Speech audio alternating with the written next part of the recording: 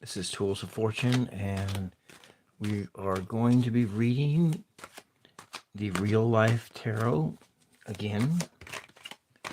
And the question I'm reading today is, what is the real story of America according to this tarot deck?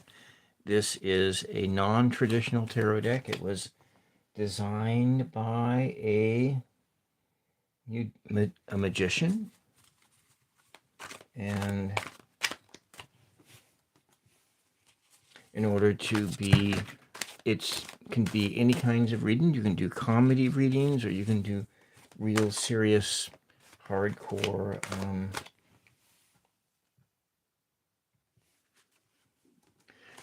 you can do serious tarot readings with it too. It does work for that.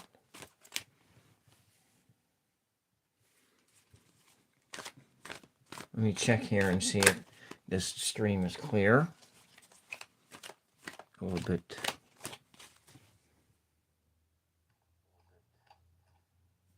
Okay, there we go. Now we're up and running here. Okay. So we got some cards. Now I also am going to be reading this question with this What's the Vibe Oracle deck. I like this deck. It's really nuanced. It has a lot of it gets some really good information. Now we're going to be just reading upright cards only. Now if you have a question that you'd like to ask, then I will do my best to answer it. This is a new channel, and this is my third live stream thus far. I think we'll go with 7 cards. There's 2.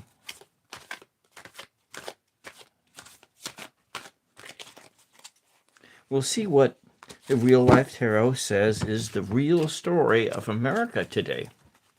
What is the real story of America today?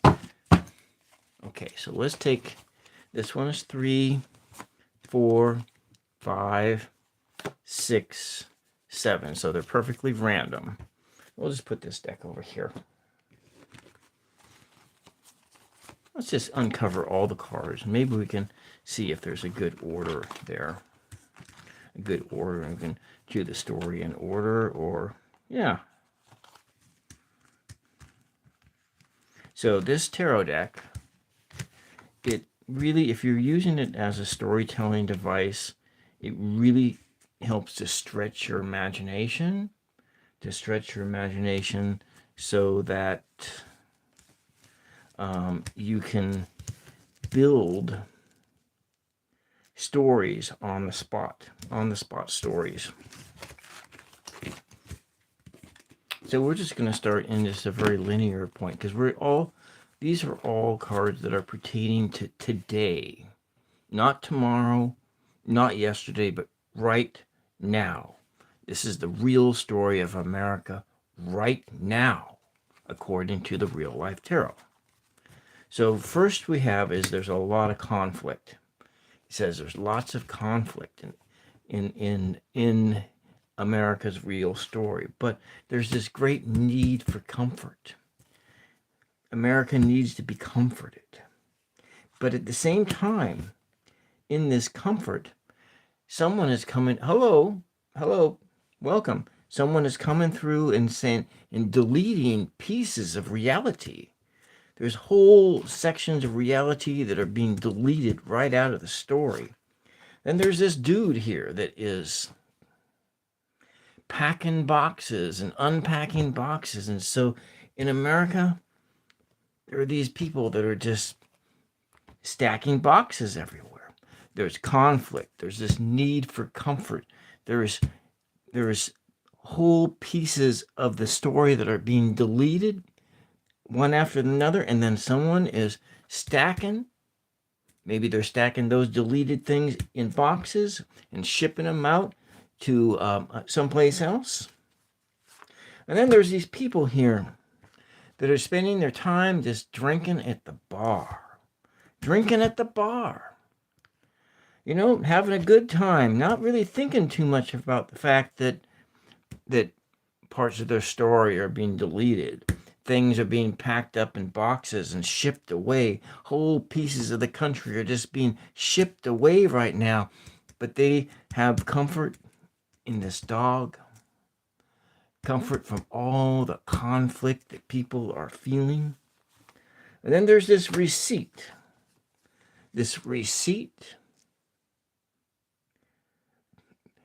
that we're just returning all this stuff, returning all the boxes.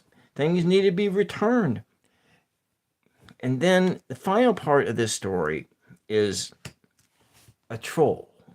And so maybe that's what's at the heart of all of these things, is what's causing conflict is the troll. And why do you need comfort? Is because this troll is tormenting you. And who's deleting things? The troll is deleting things.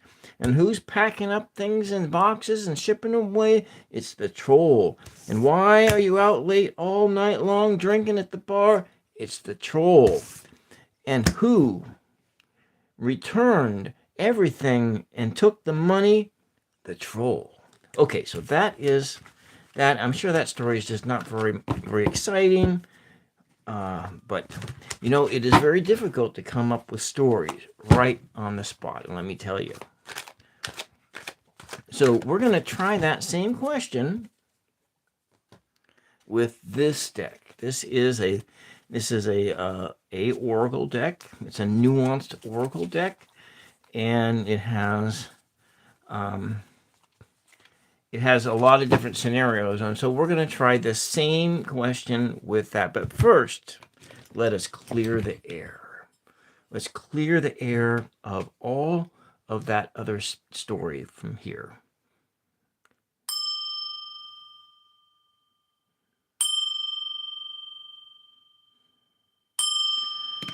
Clearing out the spirits of negativity, and let us embrace a new sense of calm right now and try to uncover what is the story, the real story right now in America. What is the real story right now? And right now, I'm talking about right now, right in this moment, not tomorrow, not yesterday, not even this morning, but right now, right in this moment. What does this oracle say is the story right now? Welcome, Brazzy. Welcome to Tools of Fortune. This is my third stream ever on this channel. And so what we got is this story. We have waves. Right now, America is feeling waves and waves of emotion, worry, and fear. There's fear. Fear is permeating everything. The media, social media, everything is about fear. It's about something that could happen. Worry. There's worry about the exterior threats. Worry about interior threats. Worry, fear, strong emotions, heavy emotions. That's what America is feeling right now, is fear. And what else do we got?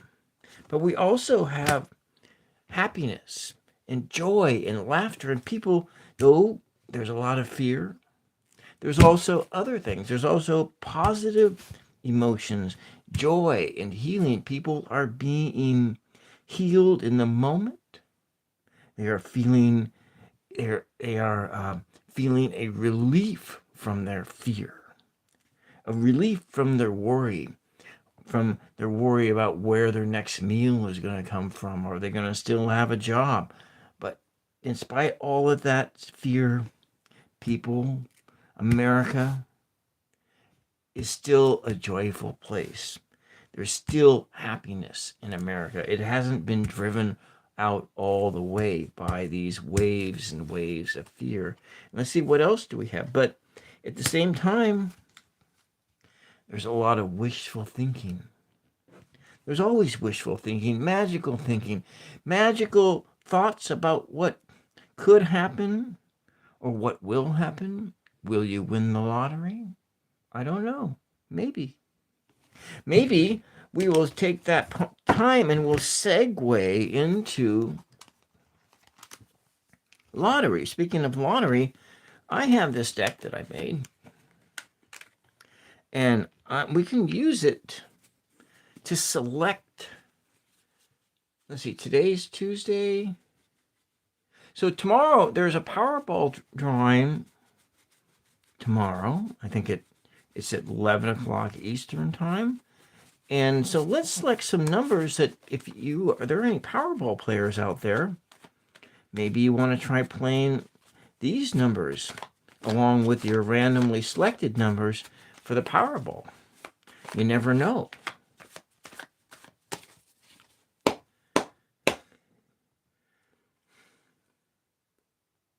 Winning Powerball numbers, please. Let's just wish. Wish right now with me. Wish right now. I wish for that you would reveal the winning Powerball numbers right now. Wish. We're making a wish. Collectively, let's just wish together.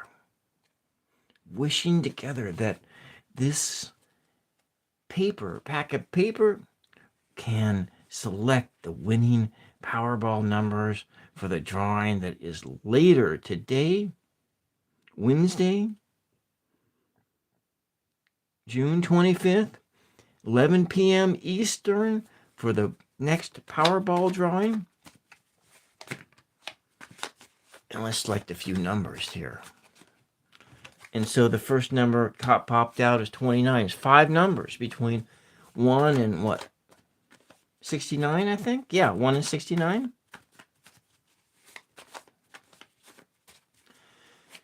All right, let's wish. Come on, let's put our wishing caps on. Our wishing caps on for those numbers. 69, 68. It's got some high up there numbers. 2 more numbers for the Powerball. For the Powerball. You can play them. Maybe you have a lottery. You're not in America, but maybe you have a lottery in your country. You can play those numbers too. And so this is the final number here. Now we also have the 6th number, which is the Powerball number. We will do that one, and it is a number between 1 and 26, I believe. Yeah, because there's Mega Millions, I think, is 1 and 25, and then it's 5 numbers between 1 and 70. And so let's just see.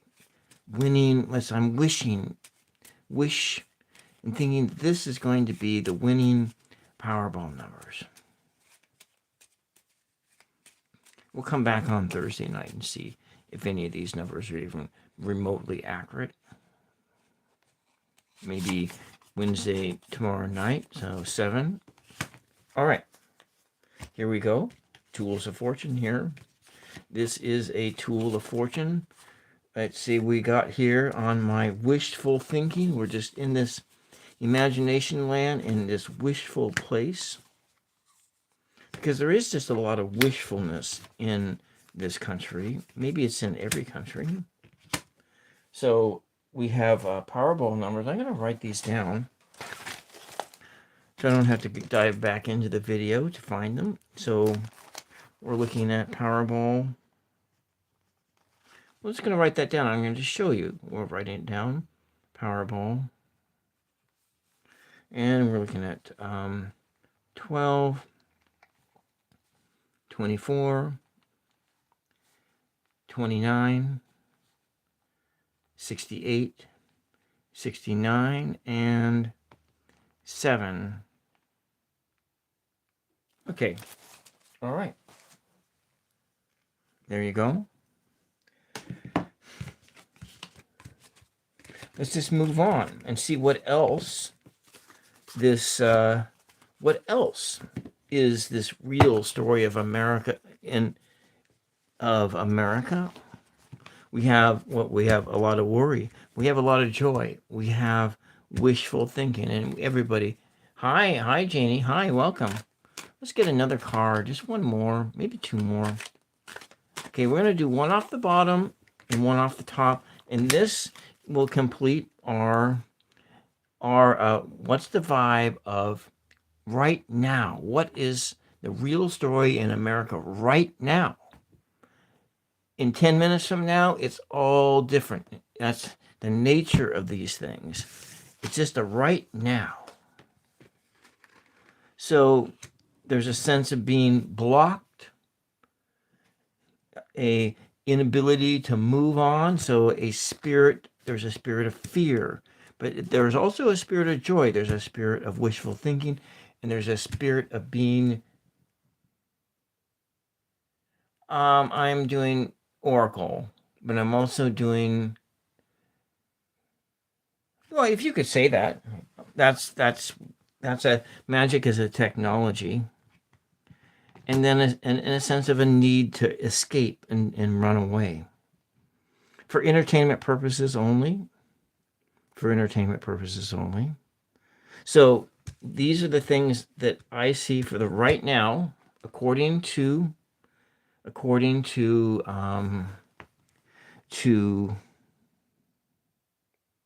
the What's the Vibe Oracle of what is the real story of America right now. And when I talk about right now, I'm talking about right this moment, not tomorrow and not yesterday, not this morning. Okay, waves, and this waves is of emotion, of fear, of worry, and there's lots of worry. There's lots of worry right now. You know what, sir? I've done on my other channel. I've done ASMR for voice stuff like that for a while. If you find that this is valuable in that, so you have like those type of cars, yeah. I have two decks like this. I have this deck and another one, and this other one here is my real life tarot deck, and it was created by a magician. It's a joke tarot. It's kind of a joke tarot, or for comedy, or for writing stories. But I find that it's pretty damn accurate, because I came into this session with a meditation, and I was asking my Lord Jesus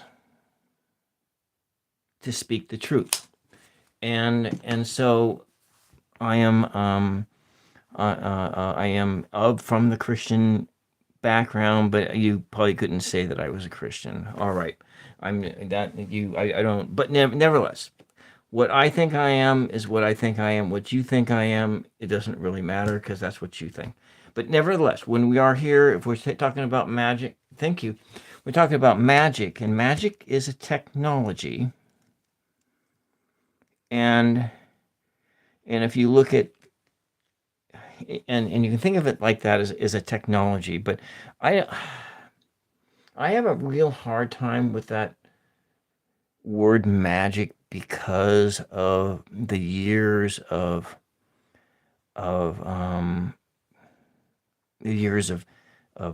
being in the church, and I'm still in the church, but I have an intellectual understanding of what magic is, in a sense that you are seeking to change something with your intentions. And so if you look at the Gospels, and Jesus said that you can move mountains, and with your belief, with your faith, you can move mountains. Well, that's in a sense a kind of magic. You're using your intentions to do work in this world. And that's how I see magic. And so magic, now if you are Catholic, you could, you would never want to go to a Orthodox Christian and tell them that when they do the Eucharistic prayers, that changing of the bread into the body of Christ and that wine into the blood of Christ, well, that's essentially magic right there. And so I was just looking at this as a sidestep of talking about that, but that kind of just sort of broke the narrative here of what the real story of America is right now, and there's a sense of needing to run and escape. It's the 999 show. 999 show. It's I do art, though I'm taking a little break from art because I've done a lot of art, and so I can show you some of my art. This is some of my tarot art that I've done. This is my interpretation of the Moon card. This is my interpretation of the Three of Swords, but instead of the three, I have two of these images, and I have it as the Three of Swords, where instead of swords, it's UFOs, and it's just charging this guy up on a scene. This here is my tarot art of the hanged person, and hanged man, or the hanged person, and where you are gaining a different perspective, and so you look at it this way. It's a different perspective. Okay, and then I have, this is something I painted on. This is something I've done, and you look at here. I have a couple different versions of this, which is the the High Priestess, and this is another version of the Three of Swords. I like this because I tend to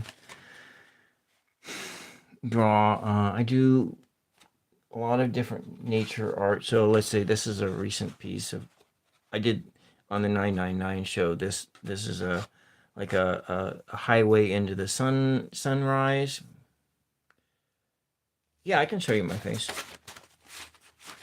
Let me turn the camera. I'll stand up and I'll show you my face. I have no problems with that.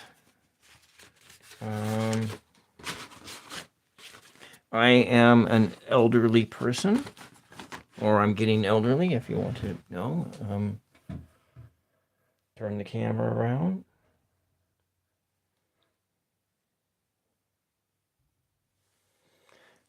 That's my face.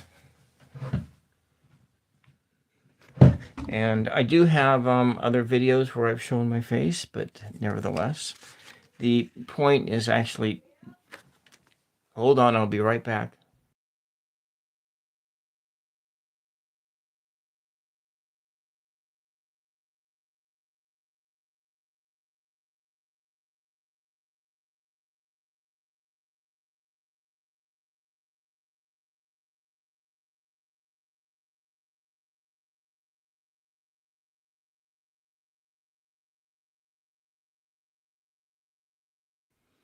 So I'm a caregiver for my elderly mother. She's in her 80s, mid 80s, and so I was making too much noise and I woke her up.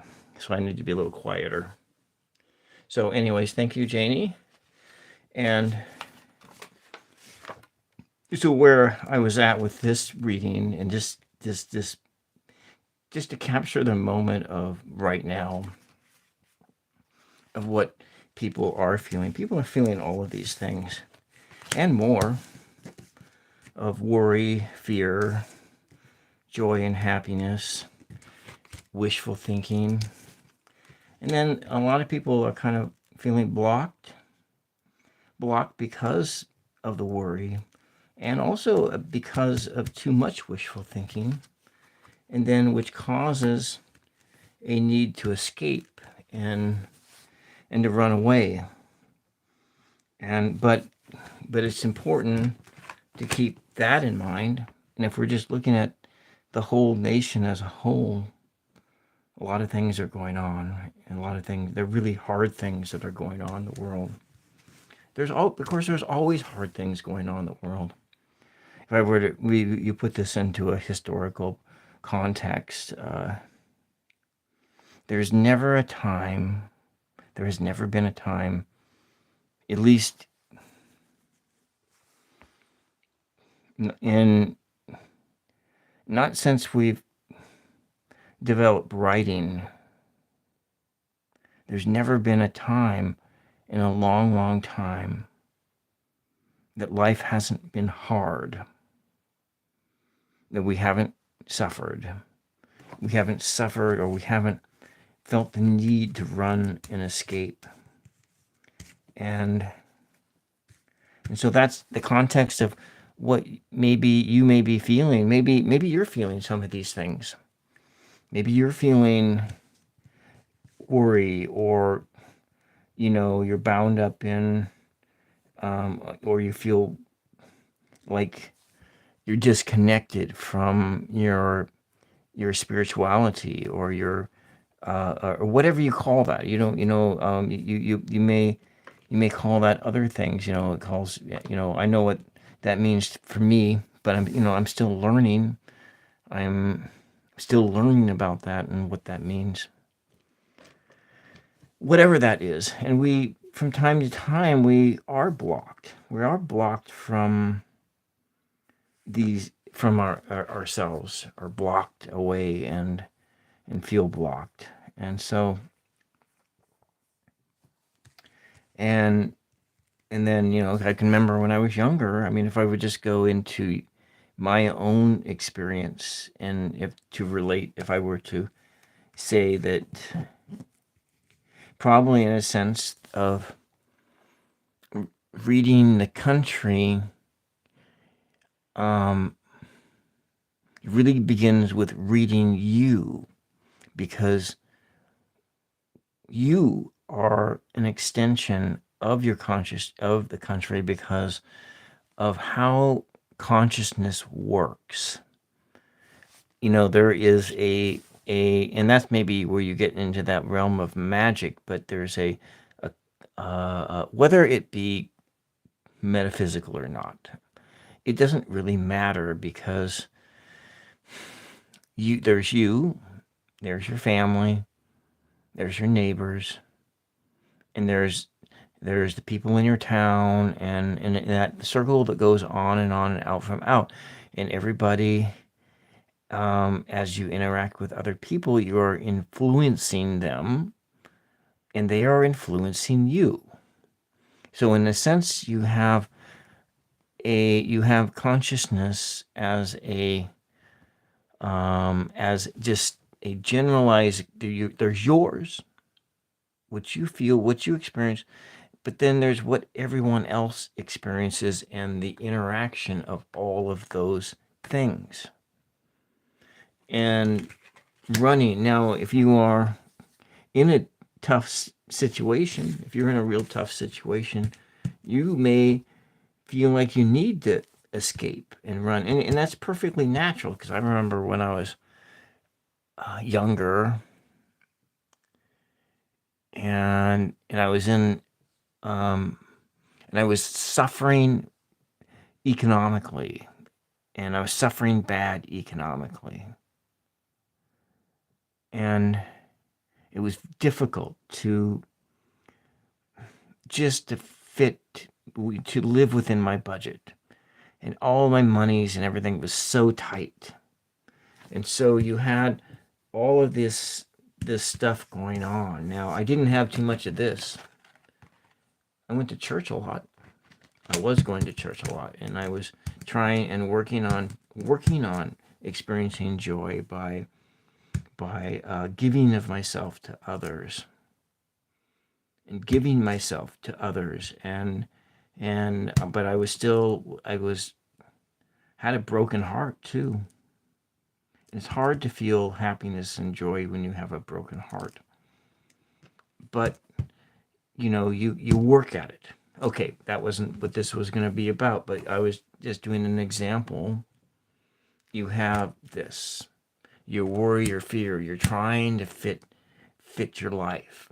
You're trying to fit within a certain set of means, within a certain box. You need to be grateful for what you have, be thankful, but it's fitting in with, because you matter, fitting within a box. And sometimes it's hard to fit in a box. And so I was feeling blocked from my spirit.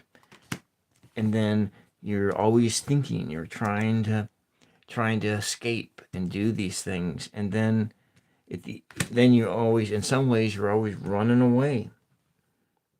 Now, what I always wanted to do was hop on a Greyhound bus. So when I lived in Seattle, I wanted to, on Friday when I was done working, hop on a Greyhound bus and go as far as I can for like 24 hours or so. Leave out Friday night and go as far as I can. Get off someplace and just watch the sunrise, watch the sunset, and then come on home, go back to work and do it all again. But that isn't exactly an escape. That's some kind of an escape, just an escape for a short time. But instead, it was going to the movies or taking long walks, going to the park, and just trying to not think about all of those things that were wrapping me up into a little ball, binding me up. And so that's kind of what I'm just, as an explanation and explaining what these cards mean to me in that situation, in a past situation. But for you, it's something totally different. But in trying to think about what is America feeling right now, and I guess that turned into be a real serious, a serious question with a serious answer, and that's okay. So let's go try. If somebody has a question, I can actually go read. I have a list. I think I have a list of some stupid questions. Would somebody like to? I can ask the real life tarot a stupid question.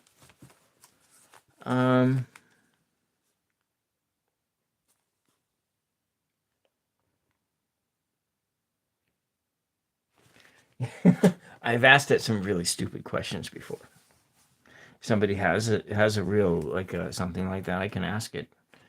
It might be better if one of you guys ask it, because then we can see what kind of energy, some kind of answer. But we're going to start first by clearing the air. We're going to clear the air from those spirits and whatever those energies from the previous answer. And I'm going to just ring a little bell here.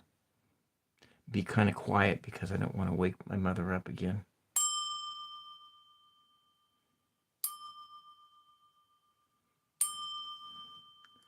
The sounds have a way of driving out, just kind of refreshing. It's like pushing the reset button. You could do the same with like incense. And so if you're like at a, let's say, a Catholic church service, or I'll just use Catholic because I'm a Catholic. And you begin the service, and they it's been a while since I've been to a mass, like 5 years, but they start out and they're burning incense, or maybe if it's like during the Easter season, like they'll come around and they'll have a sprig of a branch. A lot of times it might be evergreen or something like that, and then they'll dip it in the holy water, and they'll flick it. The priest will come down and they'll flick it, and then if you're one of the people that is lucky enough for this holy water to touch your forehead, your face, and then you make the sign of the cross. Father, Son, Holy Spirit. And that is a sense of what I did with that was the same kind of a action, the same kind of an action. Or you use an incense, or you light a candle. It's the same kind of action. You're lighting a candle and you're changing the atmosphere in that space. And so I'm just doing a little bit of explaining for the person who talked about magic and was this like magic? And yes, it is kind of like magic, but it's kind of in this sense that there's a lot of magic in our world. But if you look at like magic as a technology, or you're looking at it as your intentionality, and it's nice to actually have magic in your world, or mystery, rather than have a world that is just all cold and calculating, all materialistic, and what you see is what there is. And sometimes I just, that world is just feels kind of empty, and I don't, anyways, that's how I feel about it. And so to allow yourself to have time to experience that magic, the magic of a sunrise, or a magic of a sunset, or, you know, a cat showing up to your door that you don't know, trying to get in the house because they want to come in, be a part of your life. And anyways, we're going to do another question. I think I might go to my chat GTP and ask for a stupid question. Since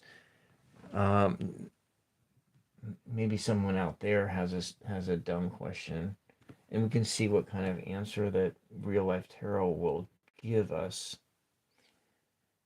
I thought I wrote some of those down. Okay, here's a question. How deep into it am I? I'll just write that down. How deep? And I don't know what it is.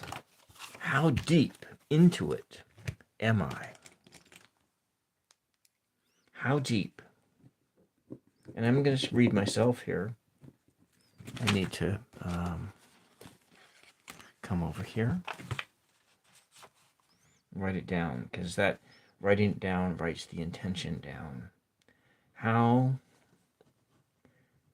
deep into it, and I don't know what it is. How deep into it am I? And then we'll make a second question. What is it? So should I do what is it first, or how deep into it am I?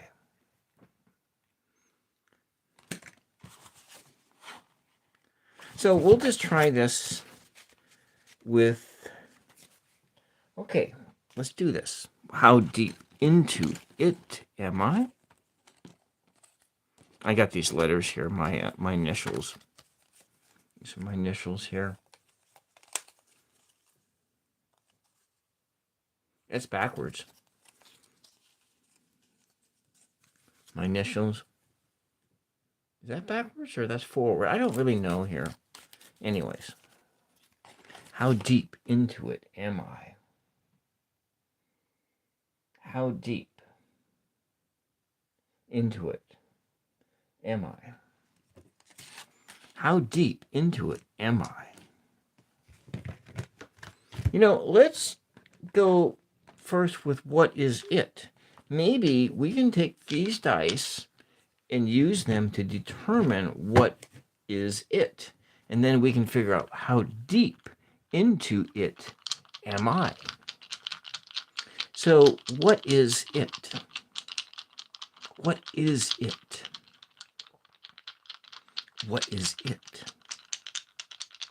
What is it?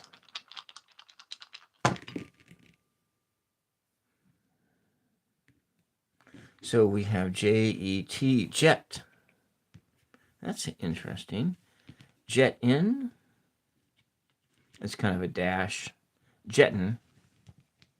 How deep into the jet am I? That's one word. Okay, so it could be jet. Okay, that's possible. All right.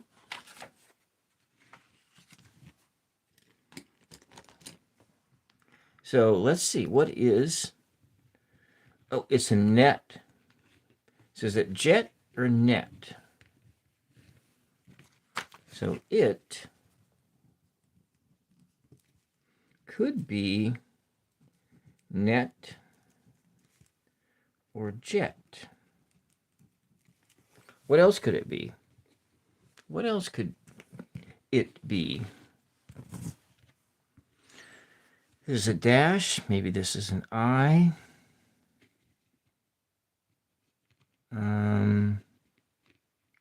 Jen.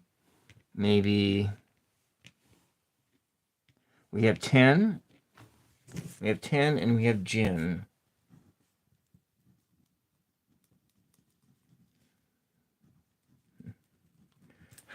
How deep into Jen am I? Well, that almost make it. That might be the funnier one. How deep into 10 am I? How deep into the net am I? How deep into Jen am I? That sounds like a good one to actually. Well, right. Well, we're gonna ask the real life tarot about that. How deep into? I need to put my my rosary over here so you can see that it's there. Not that you care. All right. How deep into Jen? We have Jet and Jen. Jet and Jen. How deep into Jen or Jet am I? Let's first read it as Jen and then the second as Jet. All right. Let's get going here.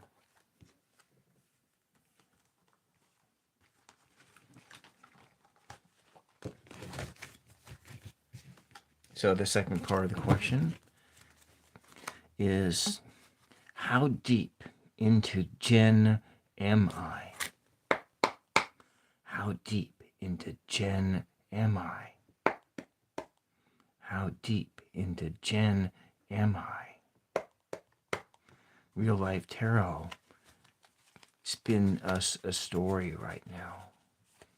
Real Life Tarot, spin us a good story right now. Let's have a fun story. Have something fun. A fun story. How deep into Jen am I? How deep into Jen am I? How many cards should I do? 3? 4? 4 cards. Okay. We are going to do 4 cards. We're going to do one on the bottom, one on the top, one on the bottom, and I'm going to do this card here and this card there. All right. And we're going to mix these up to find out how deep into Jen am I. So this is the first card. Ooh, it's a virus. So we are. Let's see what. Let's see what the whole story is. Mixing it up with a virus. Mixing it up with that mind virus. A butterfly net. Let's see. You got to see these cards, right? And take out food. So this is it. This is how deep into Jen am I. I'm mixing it up.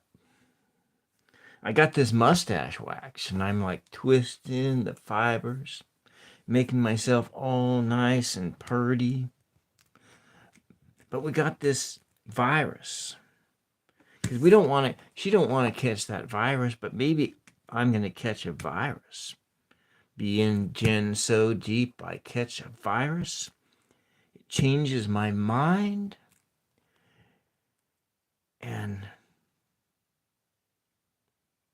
I'll be out there at the park, waving a net around, catching the cash. Because we need cash. Cash to make the gen go round real deep. You need cash so you can go out, Chinese food, take out, bring home to gen. So you're going to mix it up with gen, deep into gen. You know, so deep into gen that you're just, all of your life is being mixed up together. So mixing up your clothes, doing laundry together, eating together, and so deep in together that you're sharing viruses, you're sharing bugs, and then going a little kooky crazy because Jen is just that kind of person that'll make you go nuts. All right, that's the first one. So deep into Jen, you're going nuts. Okay, let's try.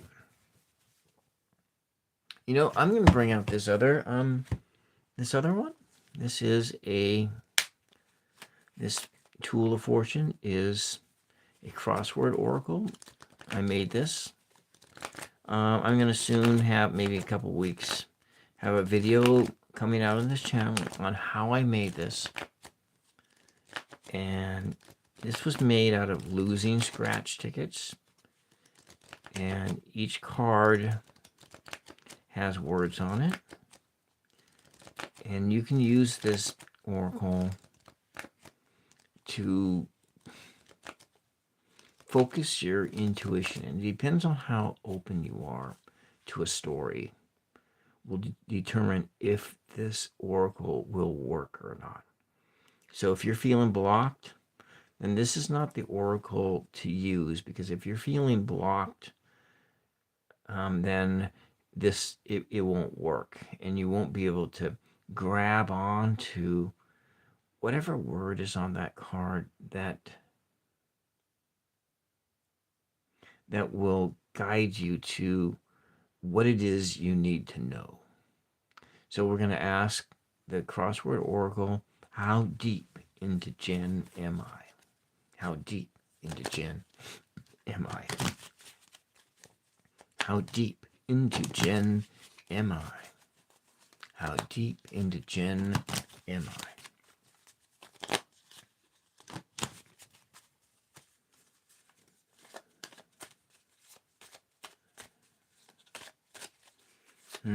Okay. How deep into Jen am I? All right. So I'm not looking at the cards at all. I have my eyes closed and I'm concentrating. And let's bring my mind down to silence. Breathe. How deep into Jen am I? Quiet. How deep into Jen am I? What card do I need to pull to know how deep into Jen am I? That's it. That's the card right there. And there's two cards. So we're going to first start with the numerological values of these words, these Latin. So I'm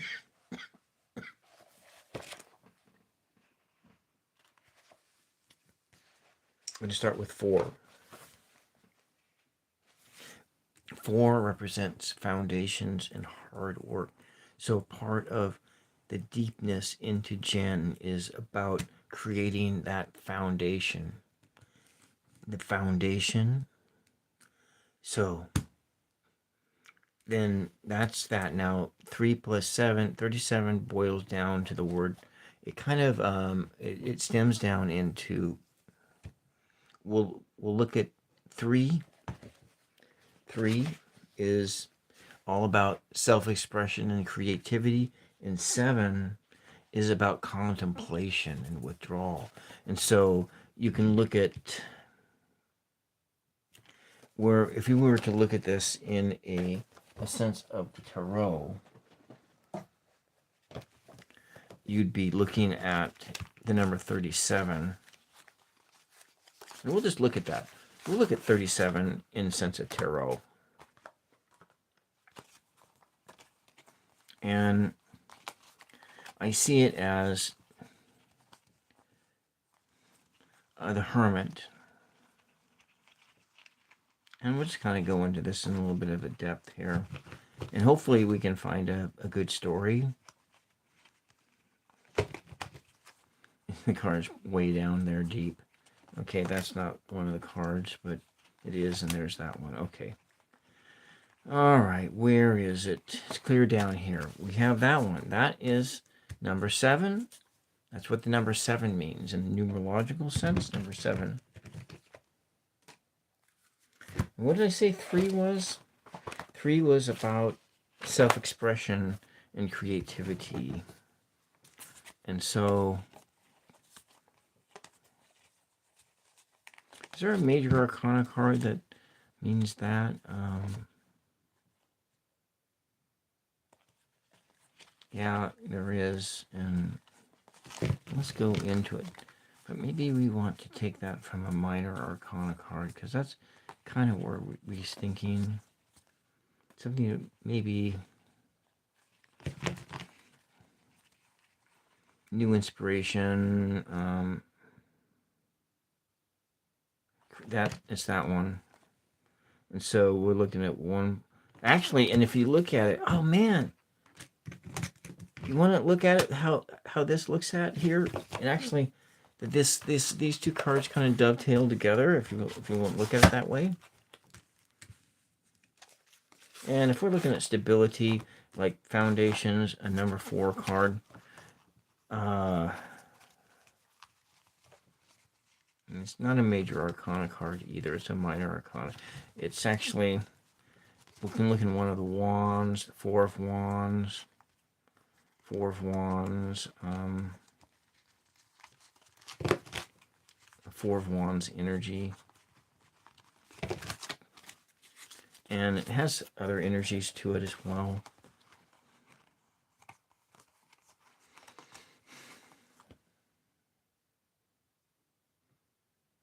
Yeah, that's the, if we're looking at in a sense of tarot, and maybe we just look at how deep I am into Jen by the virtue of just these 3 of this sense of these cards.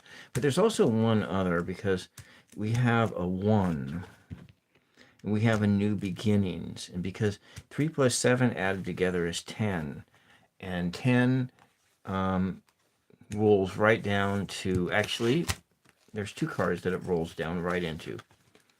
A 0 card and the Magician.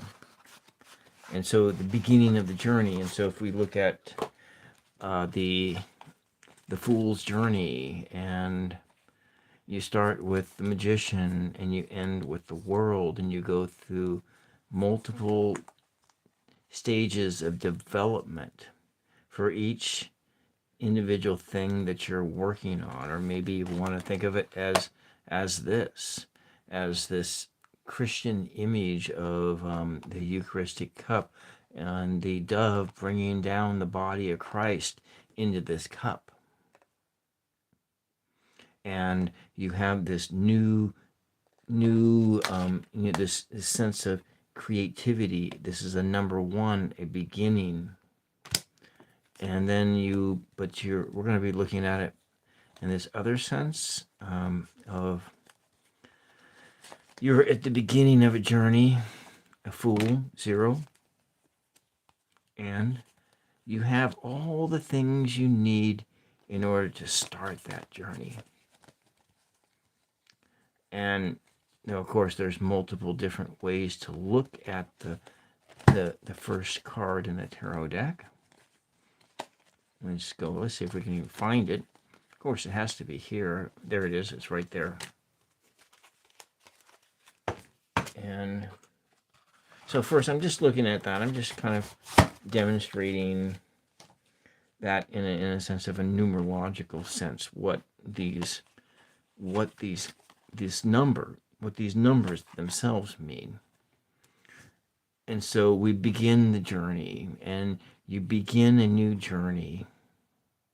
And so in a sense of a relationship, how deep into Jen am I? And I have these numbers of 4 and essentially 4 and 10, or 4, 3, and 7. And so this is 10, 1 and 0. But the beginning of the journey is 0. You are leaping off into a cliff. You're leaping off into this new situation.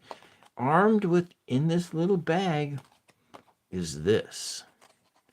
All these tools on this table. It is fire. It is water. It is earth. It is sword or air. It's intelligence, emotional intelligence. It's this creativity of emotional water, kind of a water of life, like holy water, water from God. And then we have this earth image, this earth, like maybe it's money, maybe it's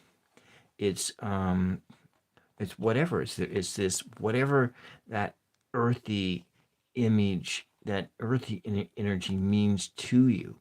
And as you have all these things, and all these things are in this little bag that the fool takes with him, as they leap off into the unknown with this little dog. You can't forget about this little dog who's very loyal. So you are, in this sense, we are embarking. How deep into Jen am I? Jen is some lady. Jen, and we're beginning a new relationship, and it's right in the beginning. 3 plus 7 is 10. 10 reduces down to 1. 1 is the beginning, but then there's also this 0. The 0 that comes with it is this new adventure that you're starting. And that's that. That's the but then we're going to look at the 3 and the 7. But the 3 and the 7, in this sense, we're looking at, and I said it was in the 7 has the same meaning as this card, as the Hermit. And energy-wise, 3 plus 7 is 10. 1 plus 9 is 10. 1 plus 0, that's the same. It's the same energy. This is the same energy as that. And so it's this fire energy. It's the beginning of a new passion, beginning of a new love. But at the same time, you're spending time reflecting on the situation, reflecting on what is going on. So you're looking at this little star that's in this lamp that is lighting your way. So that's that. That is that. And now we go over to this. But this is also kind of wrapped up in there and that, but it's just going to go off on the side because it doesn't really count. And then the 4, which is about a foundation, about stability. And this 4 wands of fire that is set up is about that same energy of stability. And so that's our foundation of how deep I am into Jen. Is I'm working on building a foundation. I am deep into thought, deep into thinking about what it all means, thinking about the relationship, thinking about feeling and thinking about that, or it's feeling enlightened in that moment. So like this a person that just ignites your passions, and that's all you can think about is that person. You're deep into that person, deep into thinking about that person, because it's coupled here with this new passions energy. um, 10 10 new things happening. So you're deep into this and thinking about that person, and you just breathe and think that person whom you just can't get enough of. And they just shine in your light like a star so bright. That's what I kind of feel right now about this. Now, let's see what this other side kind of says. A word from each. How deep into Jen am I? How deep? It's kind of like an apple, but it's not any apple. It's that apple in Eden. You know, that fruit that God told you not to eat. But it looks so tasty, so good. It's just hanging there, all golden. How deep into Jen are you? You're going to eat that apple. Jen ate that apple. And you're going to eat that apple too. And you're going to learn something.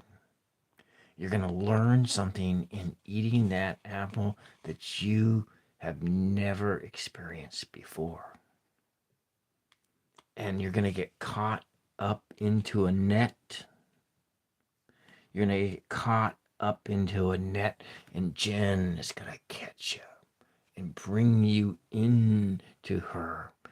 And you will incorporate her into you, and she will incorporate you into her, because you'll be caught in this net together. Because that apple, which is so tasty, so beautiful to behold, and in ingesting that apple, it's kind of like you go to Mass, and the priest turns the bread into the body of Christ, turns the wine into the blood of Christ, and you consume the flesh of a God. You drink the blood of a God. And in that moment that you bring this into your body, you learn something new, something different. And that is what Jen is like. That's what that experience is of eating this apple caught in the net of Jen is like. And then we have this other thing. Building a fort together. Building a life. You're so deep into Jen, you just want to build that life. Build a fortress around you so that nothing else can get in. You're being so deep into this person that,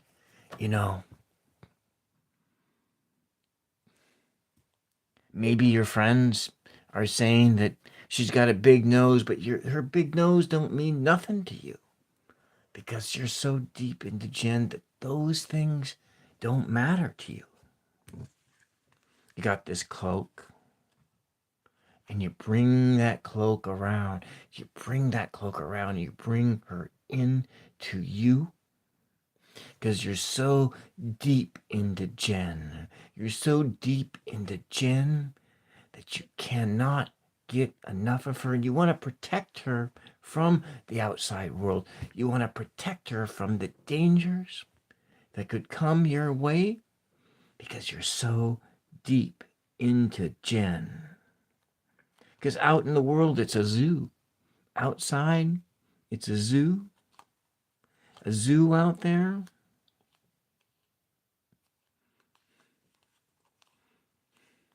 And you just. Anyways, I think that's a. I hope that I told that story well enough, and I told it within the context of tarot cards. I told it, and taking these of Jen and net, and look, and we had the word net that came out, and 10. 10 was a number that came out of this too. Did you notice that? The when I rolled these dice, that we had Jen, but we had net and we had 10, and we had 10 represented here twice, and so we had 10 represented in this number 37. 3 plus 7 is 10.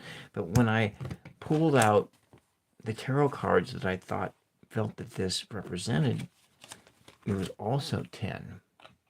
So if we want to look at how these things, these tools can work together,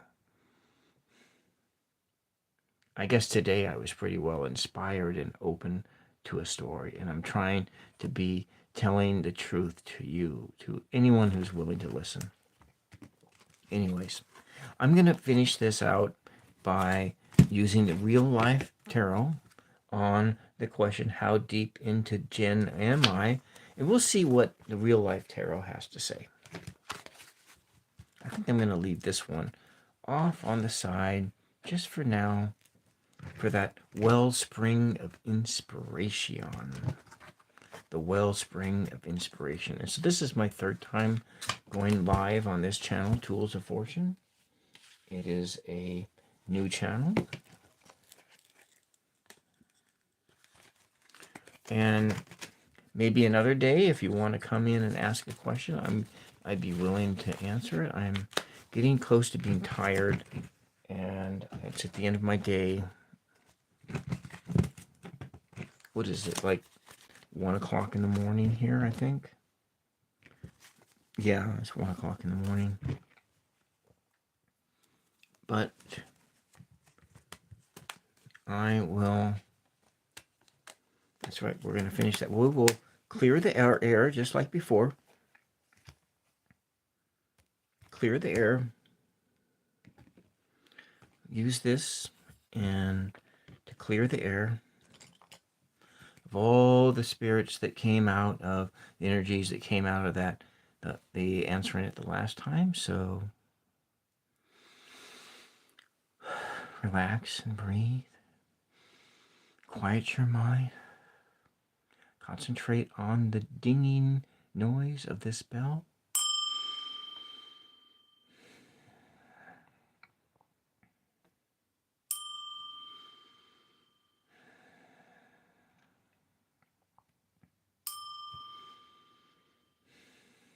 Okay. How deep into Jen am I? How deep into Jen am I? How deep into Jen am I? How deep into Jen am I? How deep into Jen am I? Real life tarot, tell us the truth. Tell us how deep into Jen I am. Tell us how deep into Jen I am. I like these cards because they shuffle really nice.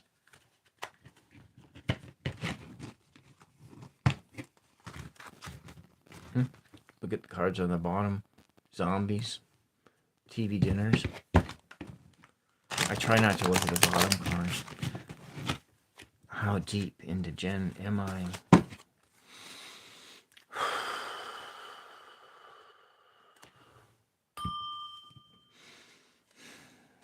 How deep into Jen am I?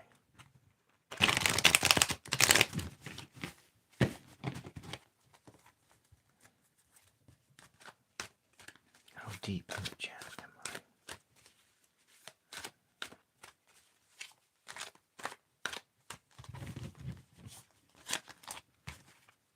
Okay. How many cards should it be? You know what? I'm going to roll these dice here to get a number about how deep into Jen am I. So we got 4, 8, 10, 13, 14. 1 plus 4 is 5. We're doing 5 cards. All right, 5 cards it is. How deep into Jen am I? Told in 5 cards.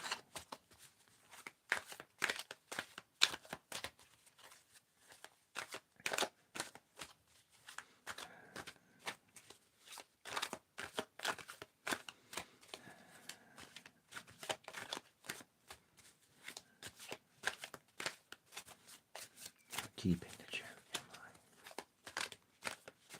Okay.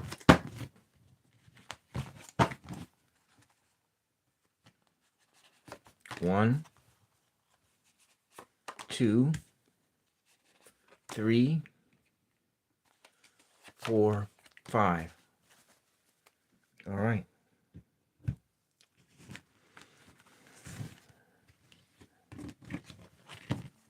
How deep into Jen am I? See, what's the first card? Just kind of want to feel it. Feel the energy of the cards.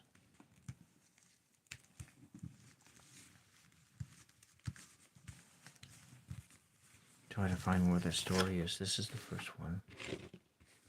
Look, I got this card again. Comfort pet. Jen is a comfort. Oh, look, I got this card again, too. This card's a pop 8. I shuffled this deck, didn't I? I'm getting the same cards over and over again. Oh, good. I didn't get the troll. Good. Good.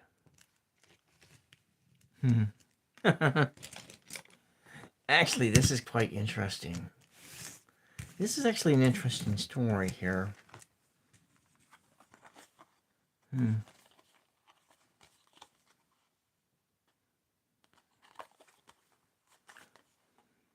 What does it say on here? Oh. Blouse, bath bomb, sun, day, Sude fall, cotton dress. It means I returned all those things? It looks like it's not very deep at all. Okay, I think that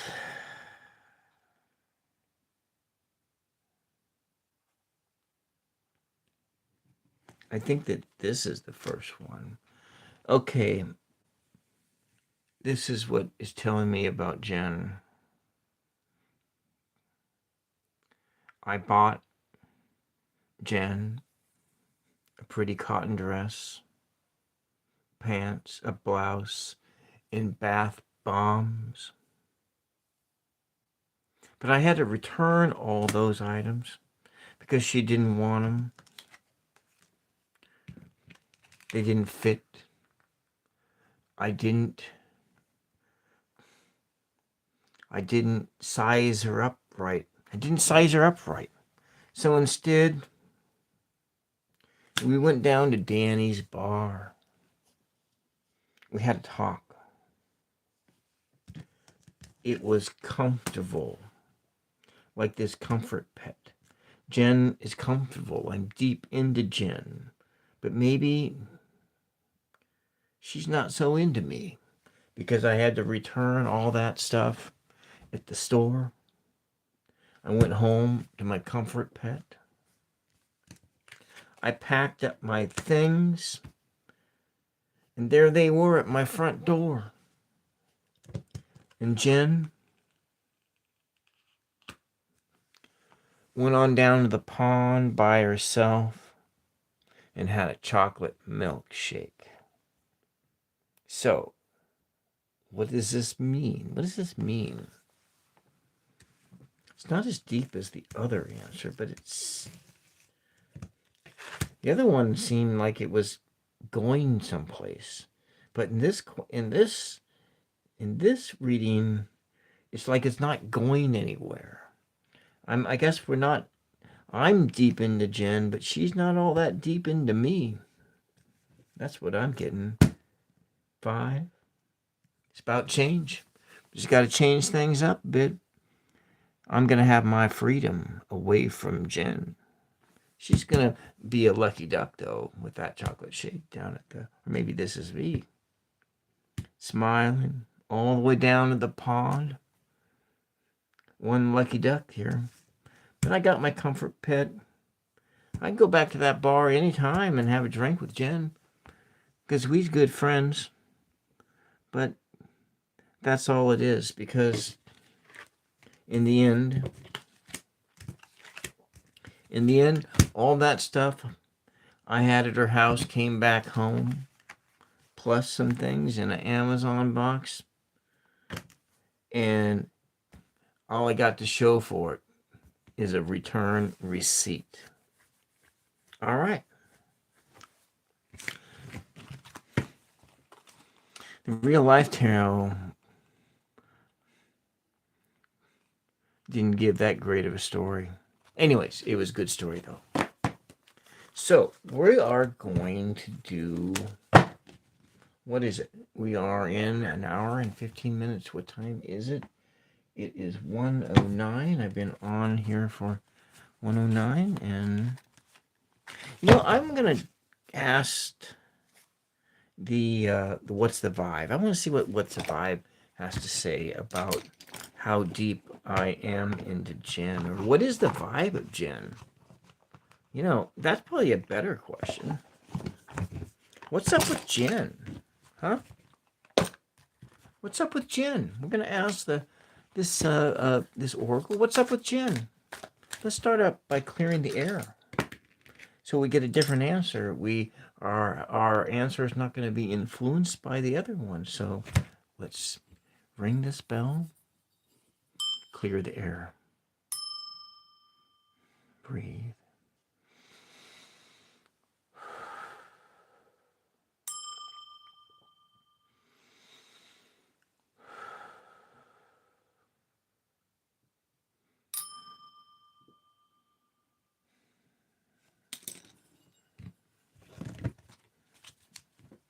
Okay.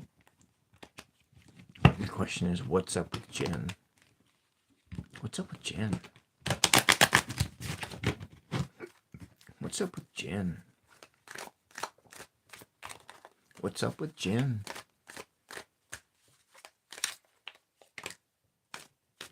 What's up with Jen? What's up with Jen?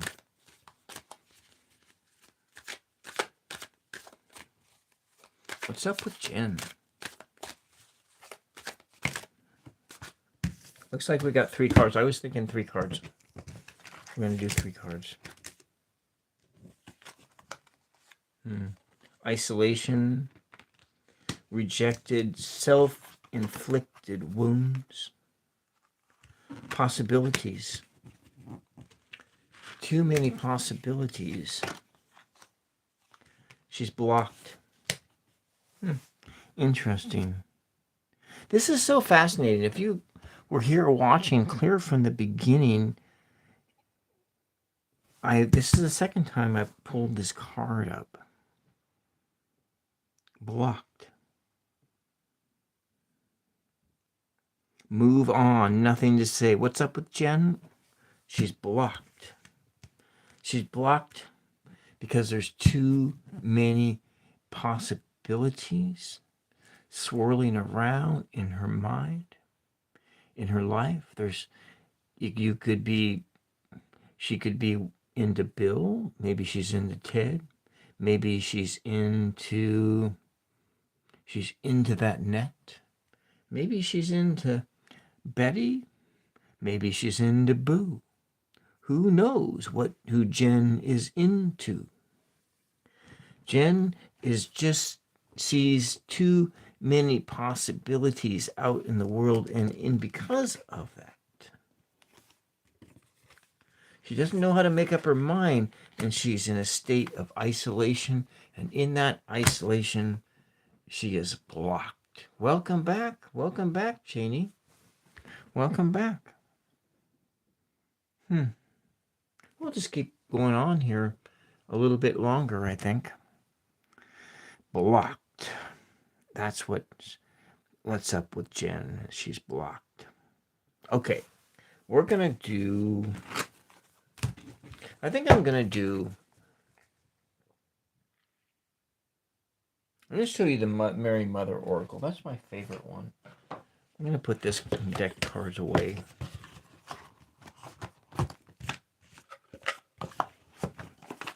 What's the vibe? Okay. Maybe we'll do one before I go do that. I'm gonna go into this is a practice called bibliomancy, and I'm using my my St. Joseph Sunday missal. Now this is out of date, but it still it has all 3 church years in it, in the readings. It has pictures and so forth, and I'm using this like an oracle.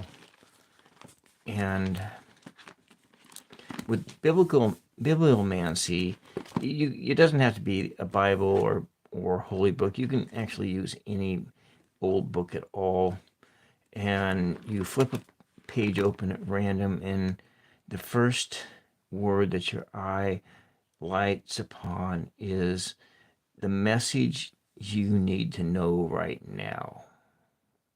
And so we're just going to ask that, but we're going to start first by clearing the air. Clearing the air of whatever that answer was in the last pull of cards. We want to clear that out here. Push the reset button and just clear the air so that we get a clean message from the spirit of this moment right now.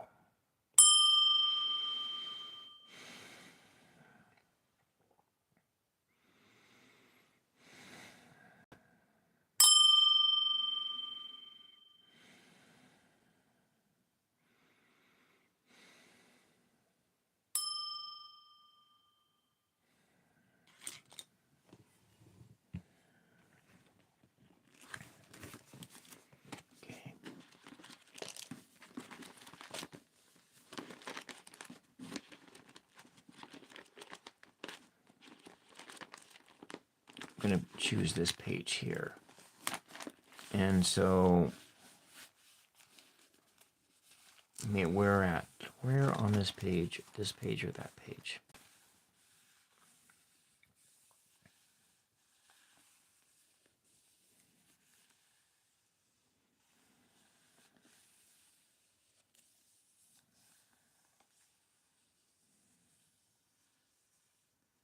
Okay, nothing here. We're looking at, we have the message here is of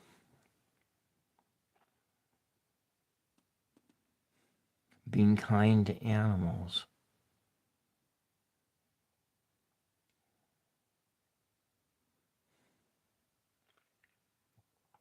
Being kind to animals, or that to be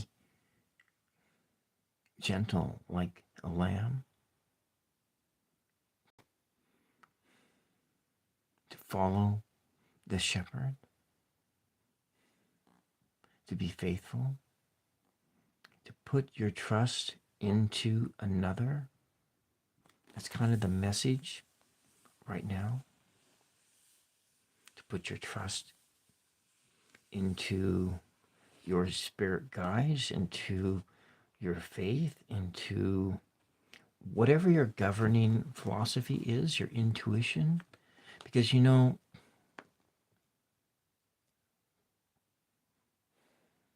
God wrote the law on your heart before you were born. And when you came into this world, there was this word that existed with you. It's not necessarily a printed word, because word in a spiritual sense, if we look in, let's say, the book of John, when John says, I am the Word and the Word is with me, when John, in the Gospel of John, when he thinks about Word, he thinks about source. I am the source, and the source is with me. And the profoundness of that I am that word, I am that source, in that we carry within us a spark of that source energy that created everything. That created everything. Now, you may not have the same beliefs or whatnot. It doesn't necessarily matter, because if we look beyond religions, and we look beyond all that, and we look beyond all of that, there is this earth that we live on. There's and the everything that is here came from the stars, from a supernova in a distant place. Stars blew up, created dust, created elements, created us. We came from the stars.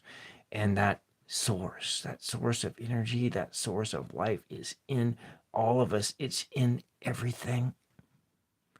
I don't know how you think of it, but that's kind of how I'm thinking of it right now. And that is when you think of the Gospel of John, and I am the Word, and the Word is with me. And I am the source, and the source is with me. So the source that created everything, energy cannot be created nor destroyed. It created this universe. It created this earth. It created us, this energy. And it is a part of us, and we are a part of it. And so you can see it that way. So when you think of in the Gospels, and Jesus says that I and the Father are one, it may be, and you thinking of it, looking at it in this other sense of Father as in source, the source of life. I and the source of life are one. And a more mystical interpretation of this is that this experience is not for Jesus alone. It's for everyone. It's for everyone. The experience is for everyone. For you, for me, for your neighbor, for everyone, for everyone.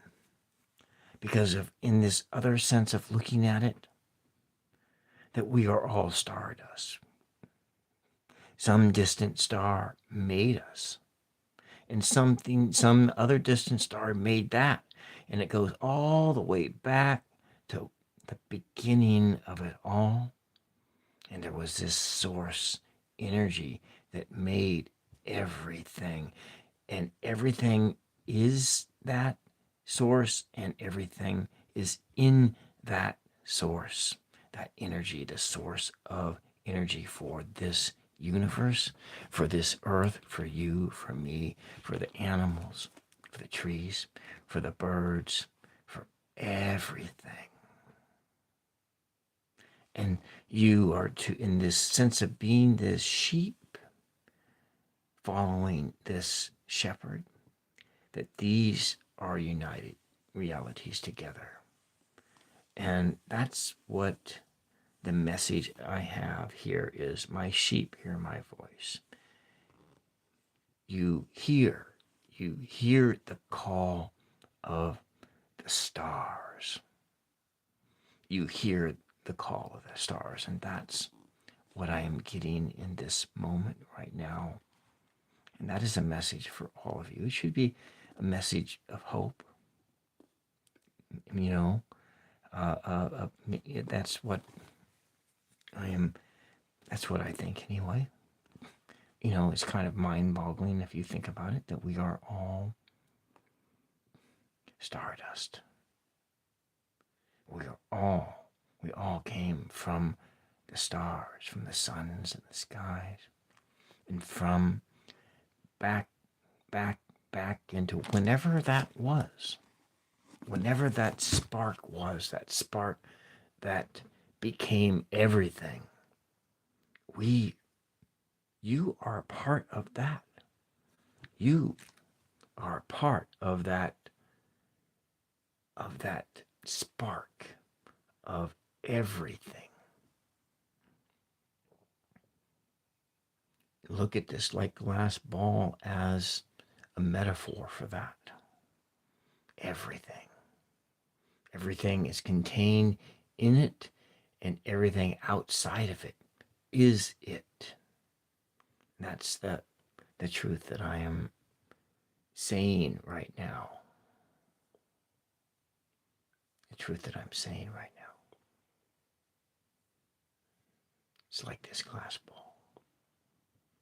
Everything, it is everything inside of it are pieces of it, and it is that those pieces are it, but they are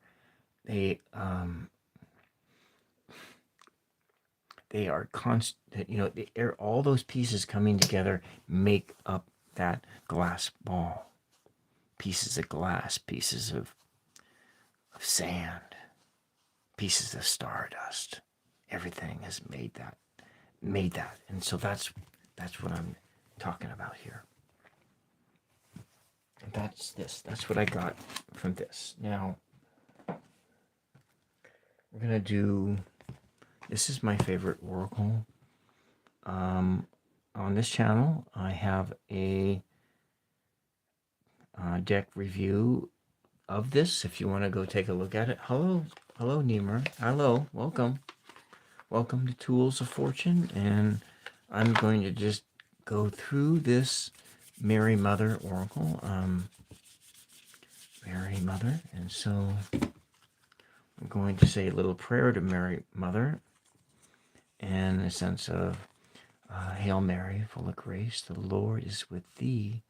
Blessed are you among women, and blessed is the fruit of your womb. Everything. Pray for us now and all throughout our journey here. Amen. And so I'm going to ask the Mary Mother. It's not exactly the same Mary, but in this sense, we are going to say that it is the same Mary. There's different Marys, There's Mary of Guadalupe. There's different Marys. Lots of different Marys. But we'll start first. No, we're not going to clear the spirit of that last message I got out of here. And welcome, Namiro. I think this is our card.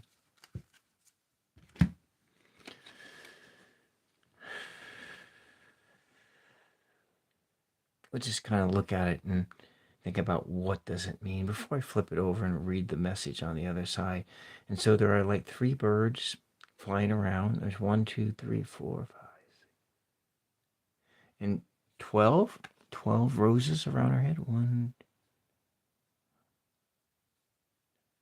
12. And so that was a number 3. That was a number 3 that I have gotten in this. 12 reduces to 3, which is about creativity and self-expression.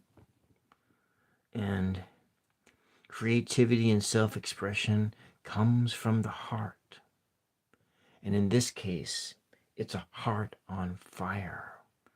A fire with passion. So it's like a wand energy. It's a like an ace of wand energy here. And it also looks like there's trees and bubbles bubbling up to the sky. stars, stars of wonder, and then these birds flying around, Father, Son, and Holy Ghost, or maybe we'll just say it's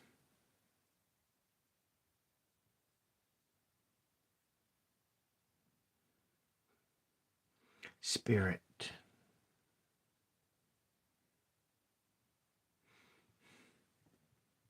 Spirit.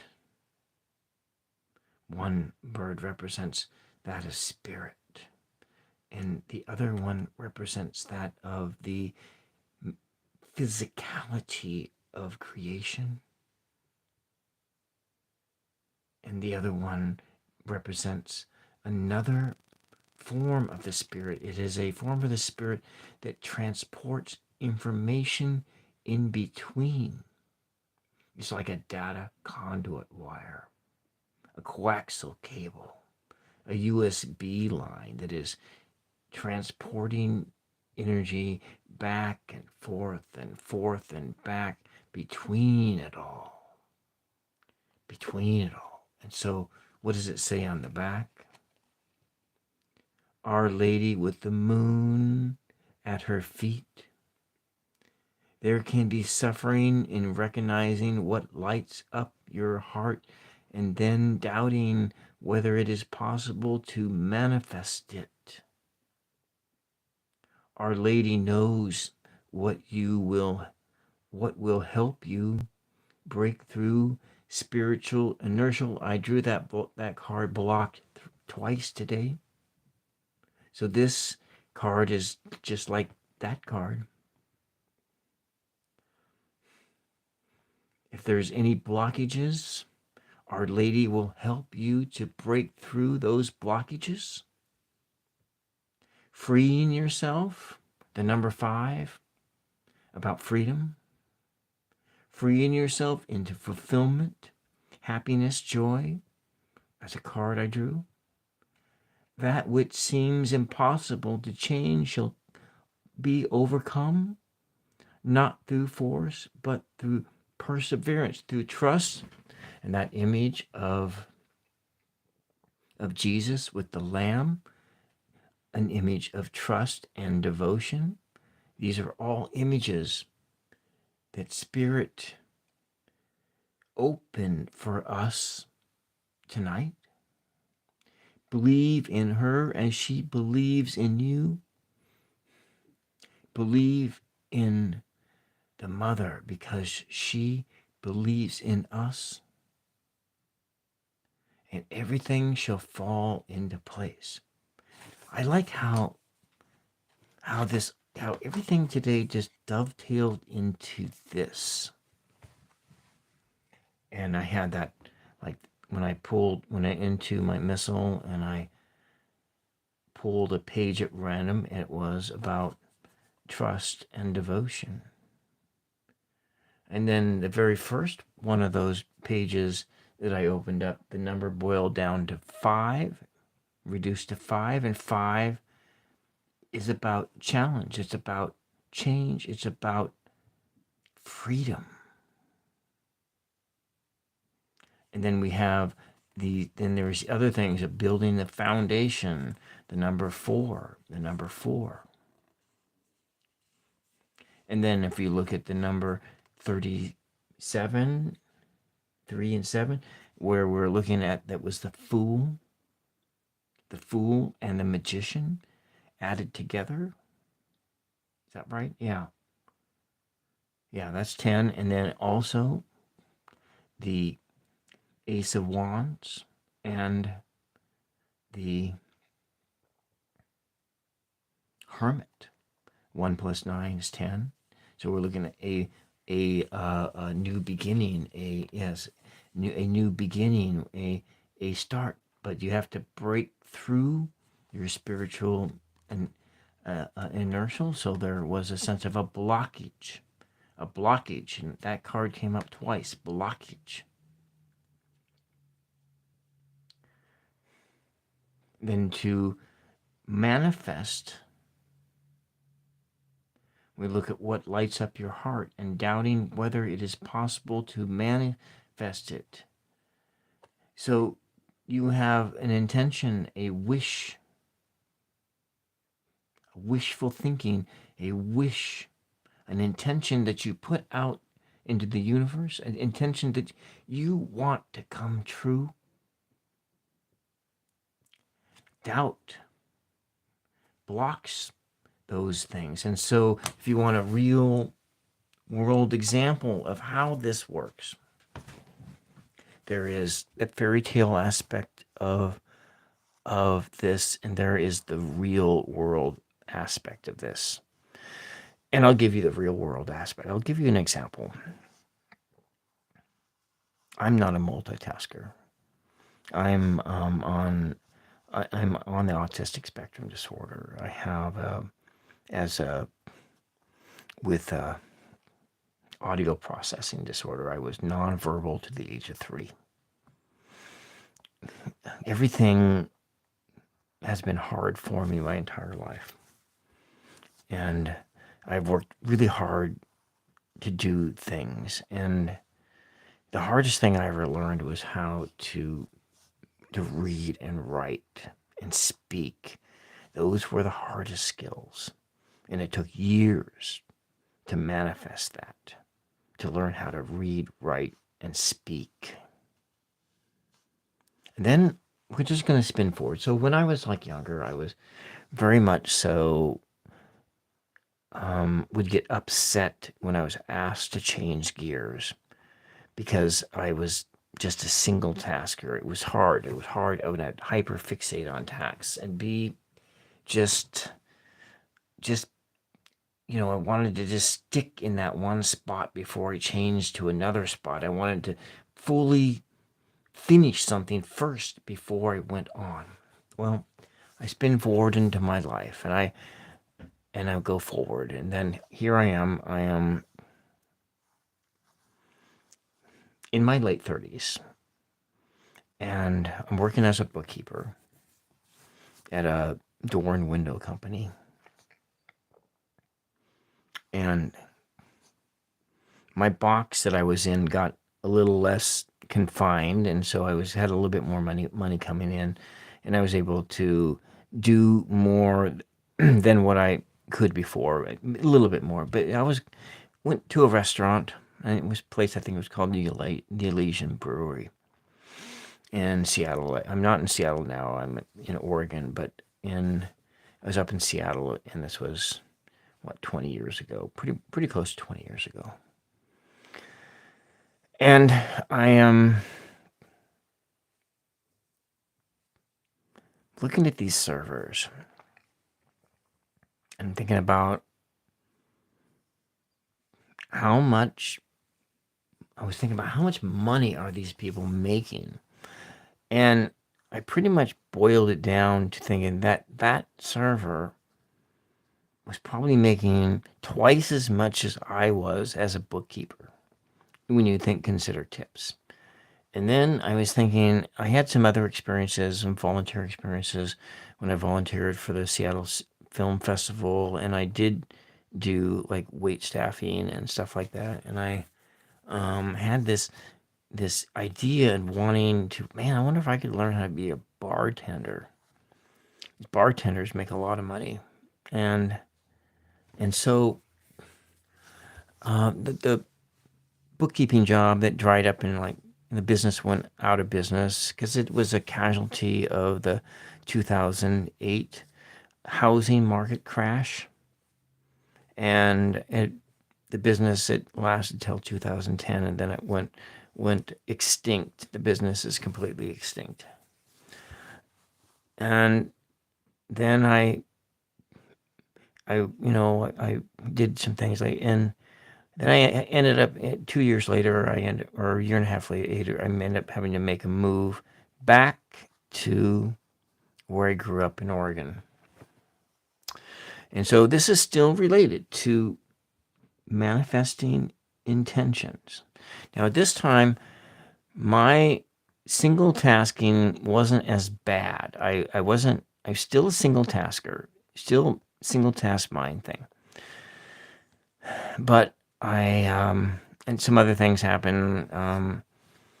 my father passes away just a few months after I moved back, and then when I get over the initial shock, that grief, which of course it took a long time to get over that, but that's another story. And I actually talked about that earlier today in on the 999 show a bit when I've been talking about the last 3 days on the 999 show on my live streams. And I go to work at a casino, and it's an Indian gaming casino. That's like, it's pretty much close in the area where I grew up, because I grew up very, there's a large indigenous American population in this area that I grew up in.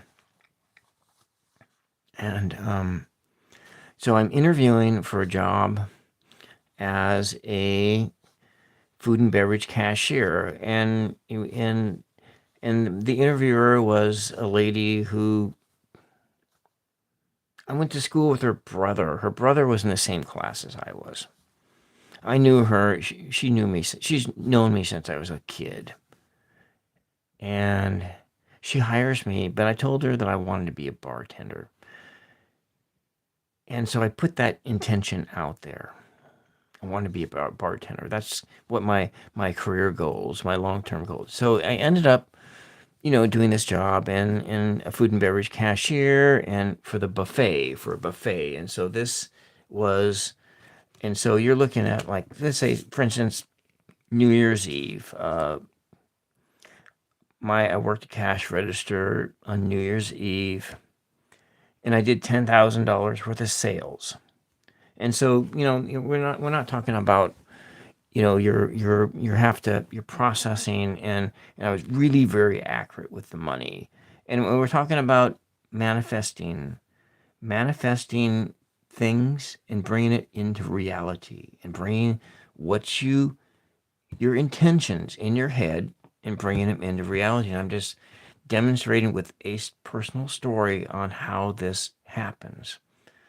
And so now I spin forward, and then I get this opportunity, because when you come into a casino, I came into food and beverage. So I was in a cashier in a buffet, so I had an alcohol server permit. It was required to have along with a food handler's permit. I had those two things, and I did occasionally serve alcohol. I got a chance to serve alcohol. So you have to check IDs. You have to do all that stuff, serving alcohol in the buffet. And then I got this opportunity to bartend at a bingo bash, because I worked in the buffet, but the buffet also served. I also sold hot dogs and nachos and popcorn in the bingo hall. And so then this was a New Year's Eve party for a big bingo bash, and I got to be the bartender for that. But in order to do that, I did about a month's worth of training with banquets, and I did various events. And so I got a taste of being a bartender. And then I went from that food and beverage cashier job into a graveyard shift cocktail server job. And so I went from there, and then this was another step. So I'm learning. So my multitasking skills up to this point is doing the same task over and over again very, very fast. And I'm not getting upset in making transitions from one state to another. So throughout my life, I've been manifesting different skills, things that I didn't initially have, things that were very challenging for me when I was a child. And now, as a man, I have manifested these different skills. So, granted, now I went from a cocktail server into a barback position, and I worked really hard. Then eventually I got hired into a bartender position. And that was hard.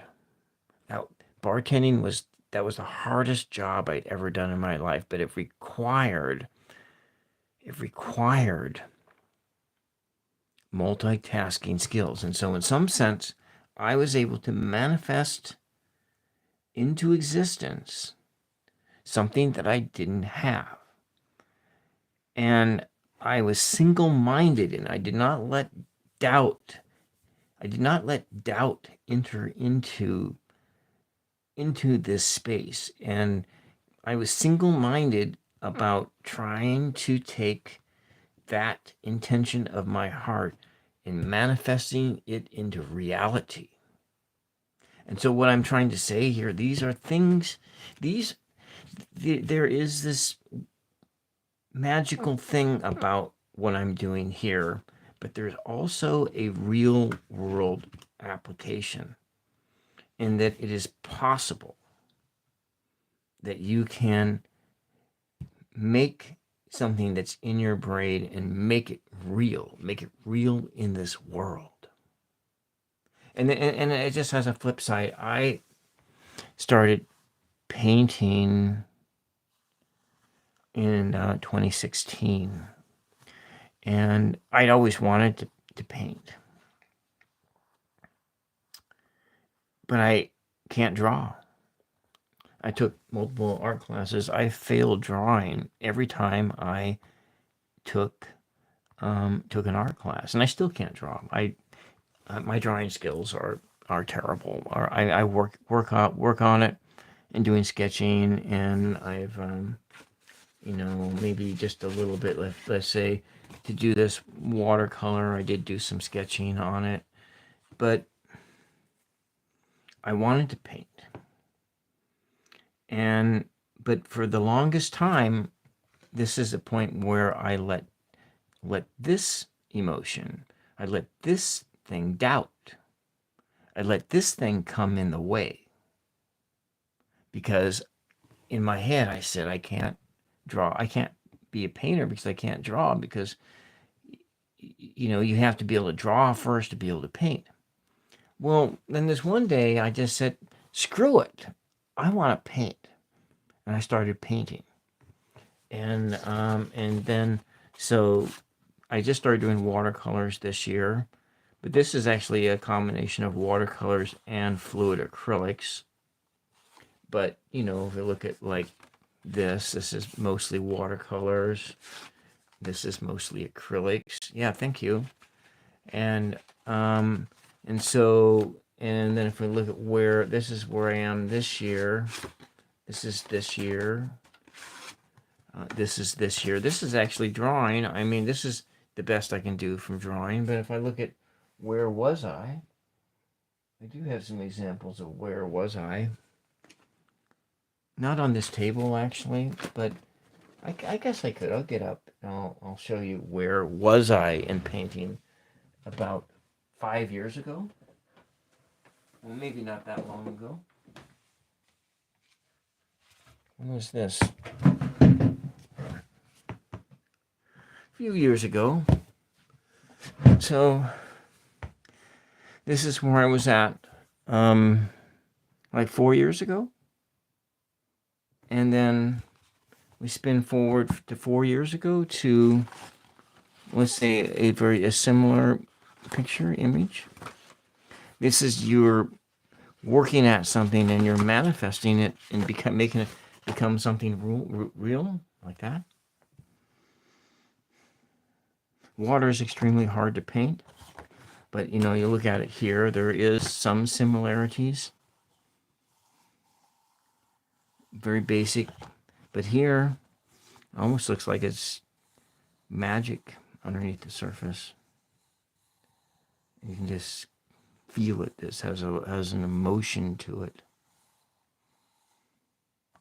and but that's just like just different places, different states of being, and that comes with that working on something, manifesting it into reality. And it takes time, and it takes perseverance, and it takes working through your doubts. It takes this single-minded effort, because if you keep letting the doubt and the fear get in the way, you never will get anywhere. And, you got all these things, the passion of your heart. And these things are just bubbling up. And it can just surround you. And you can be surrounded by this inspiration. What the hell's that on my window? Hope it's not, it was a deer or something. I don't know. It was kind of spooky. And anyways, that's all I got to say. She's standing on the moon, bringing the moon energy into her, coming up, bubbling up, and the whole being surrounded by this passion.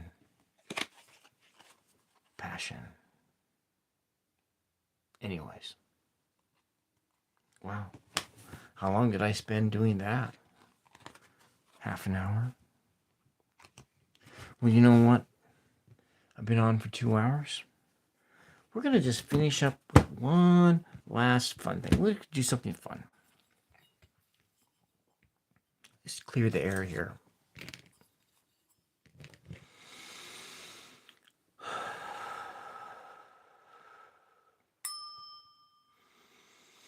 This is a paintbrush. My life is surrounded by art.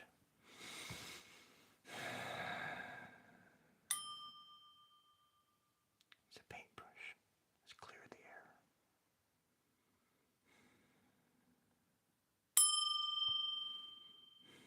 air. Okay.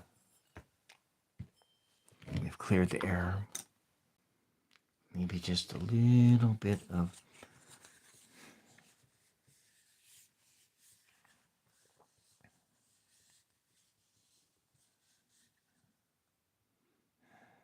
prayer. I just want to finish on a fun note. Message that speaks truth to you.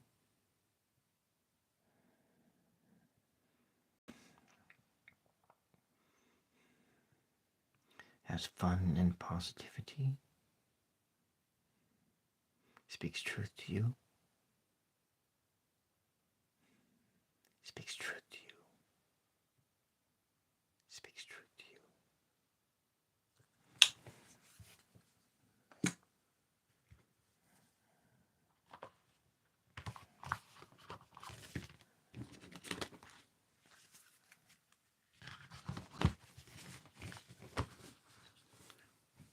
We'll just do the dice again. See what the message of the dice is. Maybe there's someone out there that needs to hear this. Someone out there that needs to hear this. Someone out there that needs to hear this.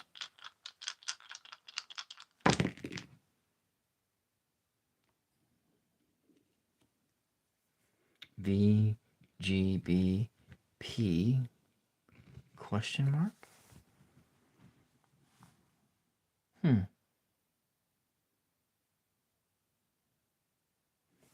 That's interesting.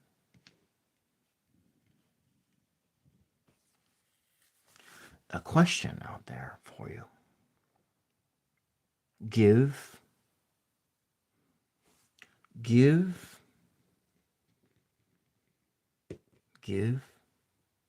That is what those letters say to me. Give.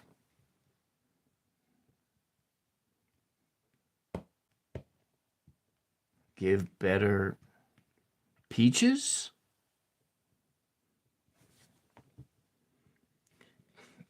Very good. Very good. Peter and Bill. Question everything. Don't take anything for granted. question everything and don't take anything for granted. That's this part of the message. But what does VGPB mean? Well, we have very good, but what about peanut butter? Watch out for the peanut butter and jelly. PB, very good. Eat your veggies. Potatoes and beer. Veggies, potatoes, and beer. That's it. Maybe it's a question. It's a question of what you want. It's a question of what you want. Good beer. Good pie. Good vegetables. How about that? Actually, that just kind of turned it into a fun note, don't you think? All right. Don't do too much banging. I don't want to wake people up. So what we're going to do here, we're going to go, I drew earlier for Powerball. Let's draw for Mega Millions. And Mega Millions has 2 drawings a week. It's on Tuesday night and Friday night. It's like roughly 11 o'clock Eastern time is when those drawings occur. And you're looking at 5 numbers ranging between 1 and 70, and one number, a Powerball number, between 1 and 25. And so there's 70 cards here. And we're going to look for those lucky numbers. And so maybe you out there play the Powerball. This is for entertainment purposes only. Takes, what is it? You have to be 18 to play the lottery. And I think the lottery is in half the states in the union? Okay, so we're warming these cards up. Trying to get that intention in there. We're putting that intention in there. And we're looking at winning numbers, maybe the whole thing, but actually, I'd be satisfied with a free ticket, because a free ticket is still a win. So that's $2. If it matches, I think, 3 numbers, if it matches the Powerball, it's a free ticket. The Mega Ball, that's a free ticket. The 1 number on the end, that's a free ticket. If it matches, I think, 3 numbers, or 2 or 3 numbers, it's a free ticket. So that's a win. A $2 win is a win. Of course, the chances of getting all 6 numbers are pretty slim. And so we have to take that into account. So let's see about these numbers. This is for Mega Millions, right? That's what I said, for Mega Millions. We're going to slap the luck into it. Come on, everybody. Let's wish. Put those intentions out there for me to draw the right numbers, to draw the numbers that could win. Put your intentions out there, everyone. Just think about what numbers should be drawn on Friday's Mega Million drawing. Okay. Do you have those thoughts in your mind? Are you just thinking about this right now and thinking about that? Just drawing your energy in. Because it's about fun. We want to just think of this in sort of a playful spirit, like peanut butter sandwich, or eating your vegetables, or if you're over 21, drinking better beer, right? I don't really drink anymore, but nevertheless, we're just thinking about this in a fun context, because I've been pretty heavy in my concepts for most of the nights, heavy into the spirit, deep into the spirit. So we want to come up from that deepness and come into a more playfulness, come into a more playfulness, and bring into a more lighthearted positivity, and be more positive, be more positive, be more positive in this moment. And let this moment be about fun and be about, oh, let's just move these cards around.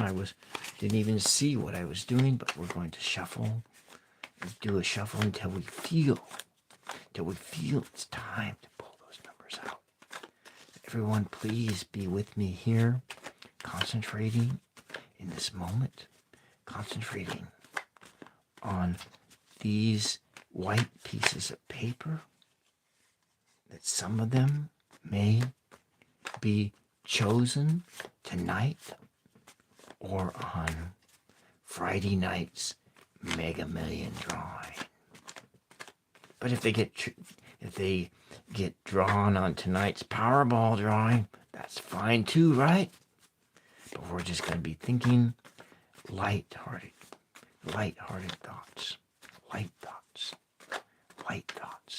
and fun. Because this is for entertainment. Because it's all about entertainment, you know. Just think about that conceptually. Entertainment. Most things in this world is about how to pass the time. It's about entertainment. And distracting yourself from the daily grind. There's 4 numbers here. Because so much of, you can even think of like, it's all entertainment. Religion, it's entertainment. It's entertainment. It's all entertainment. All that crap that's going on in the world.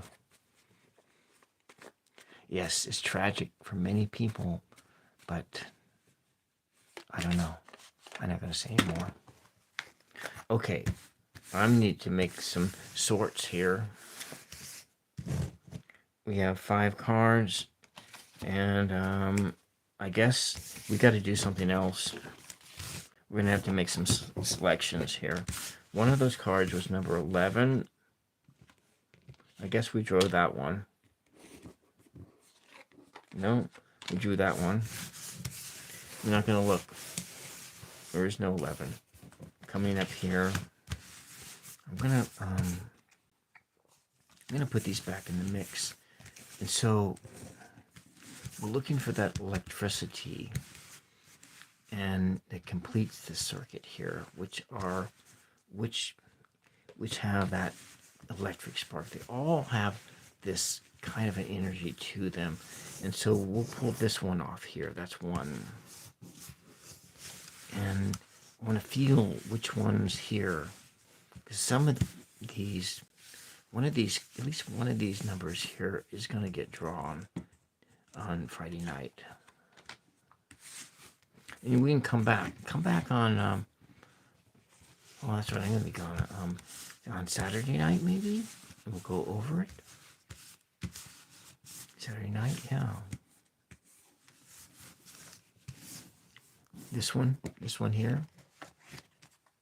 That's 3. I'm going to put these over here. So 2 more. 2 more. Just want to feel what that energy is. There's no sense rushing this, right? It's not about rushing.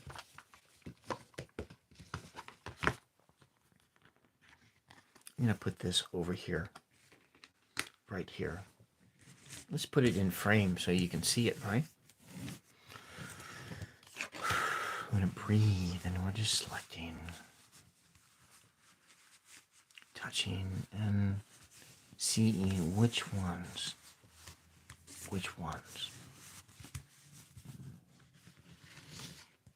This one, and this one here. Okay, that's 5. So hopefully, we're not even going to look at these ones. We're going to put them back. Just going to put them back in the deck.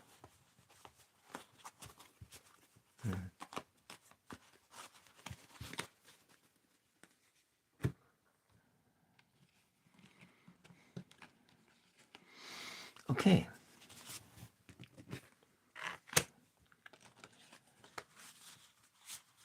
I'm going to retitle this show Blocked Energy. These cards are hot with energy. I can just feel it. They're just hot with it. It doesn't feel like paper. It does feel like paper, but it's got a heat to them, a hot energy. Okay. We are going to lay them out. Oh, look, I chose that number 11 in there. You saw that. It got covered up, and then I got re-manifested that number 11. We got the number 22, angel number 1122. And we have the number 15 and 50. We're going to have to do a little bit of numerology to close this out. So I'm going to put this thing right over here. And this is Our Lady of Manifestation. Our Lady of Manifestation is here with us. And remember, this was about entertainment. This was about fun. And bringing in a little bit of levity to this whole session here. And this is the card that popped out. So this is 9. It's the Mega Ball. The Mega Ball is 9. I'm going to write these down.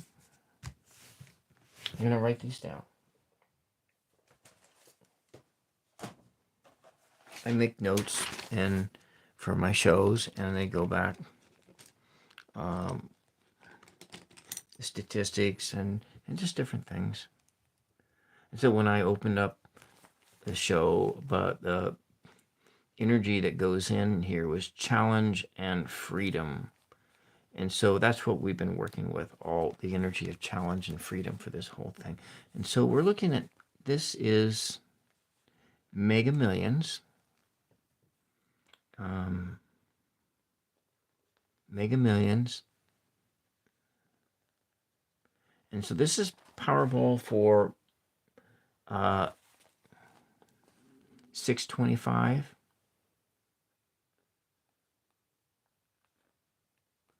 And this is Mega Millions for, let me get a date for what Friday is.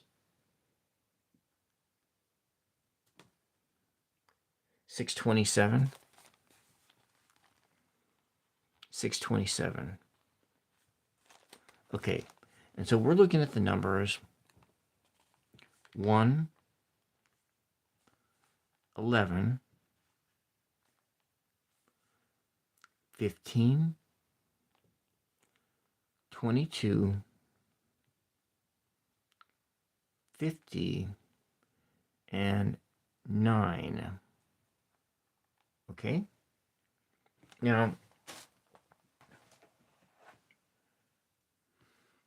let's take a look at these numbers here. I'm going to put some of these things away. This is my diviner kit. I have the tools of fortune I have in here.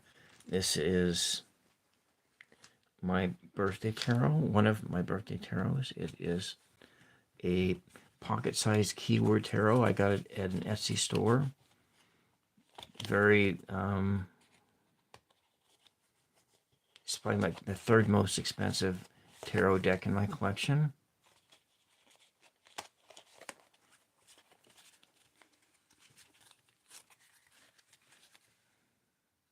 And so it has the meanings on them. I don't have all the cards memorized, which is why I use keyword tarot decks. But I have a lot of different tarot decks, though.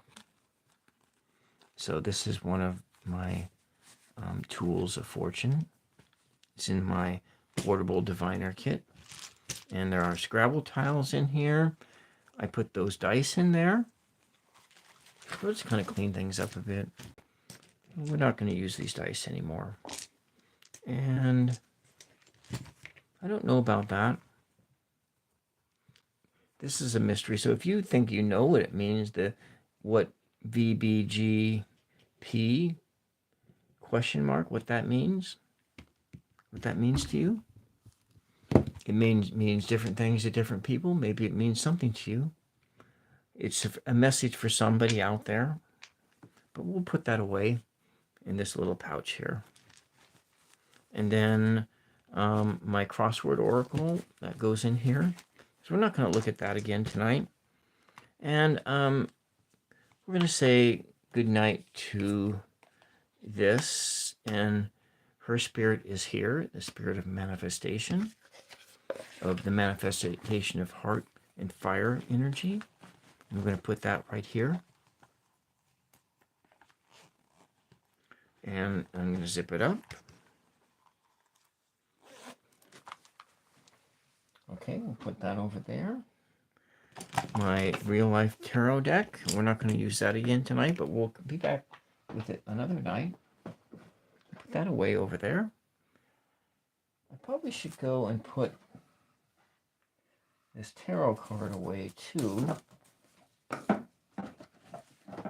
This is an apprentice tarot, and it's using a universal weight. I have actually 3 different versions of this tarot deck. I can show you that. It's not really going to break the mood that much.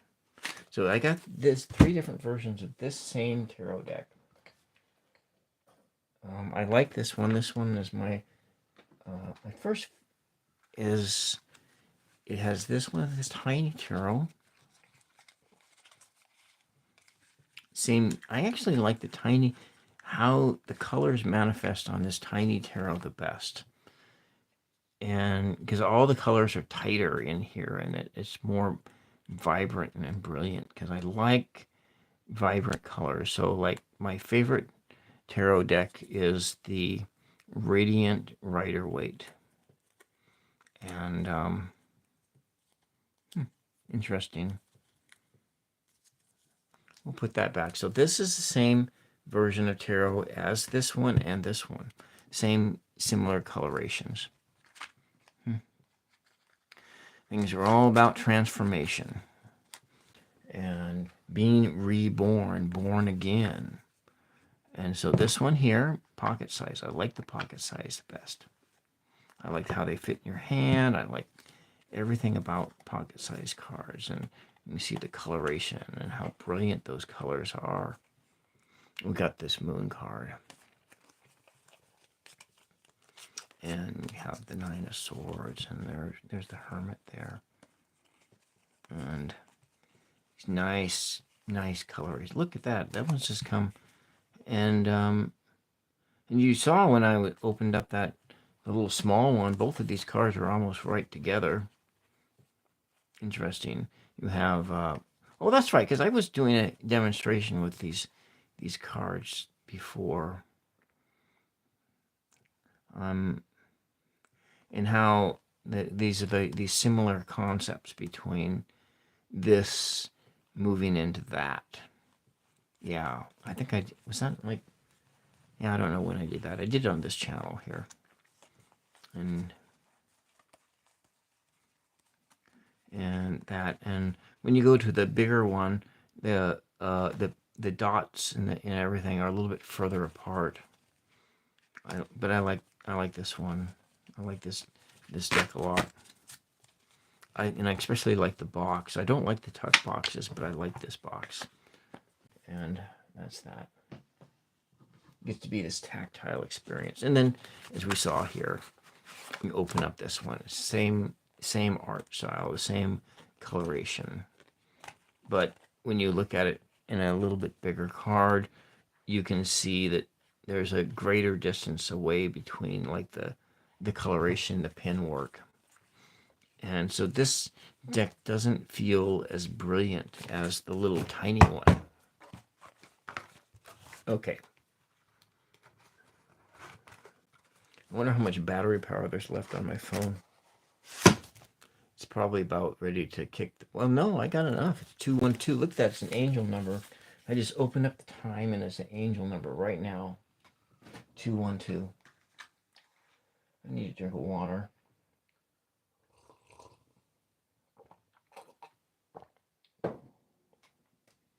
Okay, we are looking at I need to write that. I need write some notes down here. We're going to take a look at what the overall numerical numbers are here.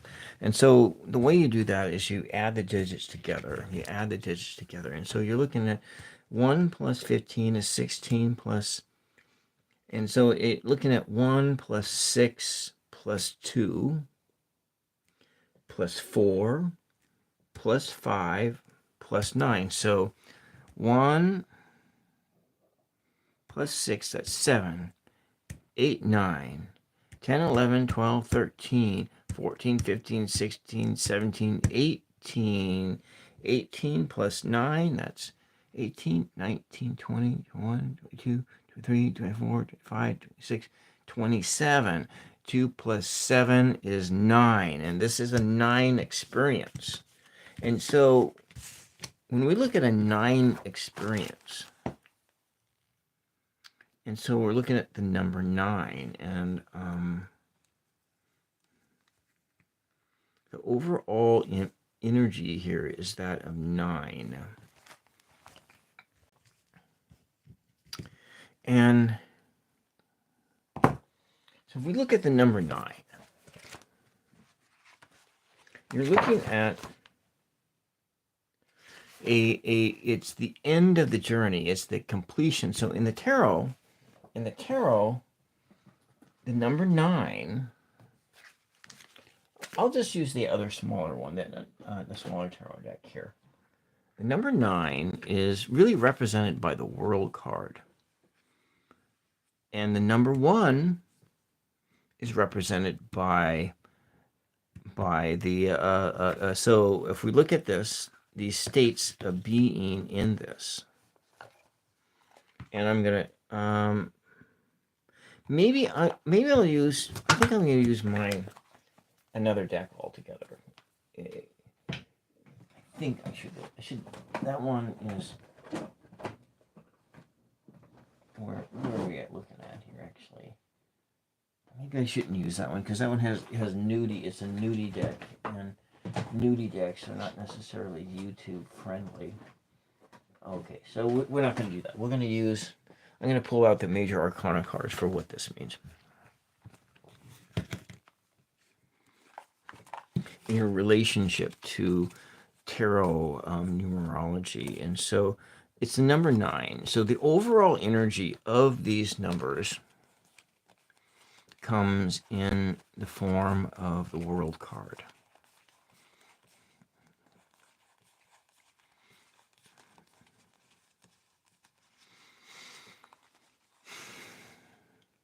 The energy that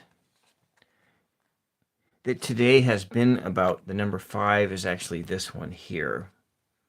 The number 5 is the Wheel of Fortune. But that's that change and challenge and freedom. And you're spinning the wheel and you're moving over into a different state of being. So the overall energy of these numbers that I drew out here is that of the world. It's about the end of the journey. Number 9. Now, there are other parts and stages of this journey, and so 5 is change. This card. It doesn't add up numerically, but it's conceptually, it's about this. It's this energy here. This is the overall energy. The whole thing added up to 9 is that. And so from the concept, the number 5 is this. The Wheel of Fortune. You're turning the wheel over. You're moving on into a different state. And now if we come on and we go into where the number 1 is. Well, the number 1, and earlier I did the number 1. The number 1 is the Magician. It's the start of the journey, but there's also hidden within this is is you, and you are represented in this journey. You are represented by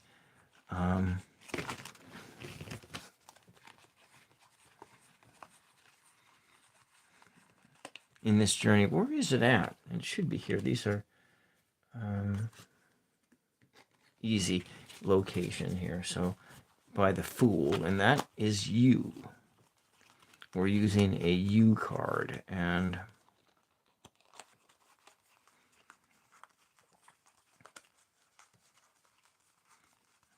there we go. Also in that is that card. This card is in this state of being, is in this journey. It's always in the journey because it's all. And so where this state of being is at right now is right here. It's right here on at the end of the journey because it's gone through different things. So this is the number 6. And so we're saying the number 6 is about love. The number 6 is all about love. And we got the number 2. And in this sense, the number 2 is kind of about introspection. It's about connecting up with Mary, with that divine feminine. It's connecting up into this feminine energy. And it's that mystery, because when in one of the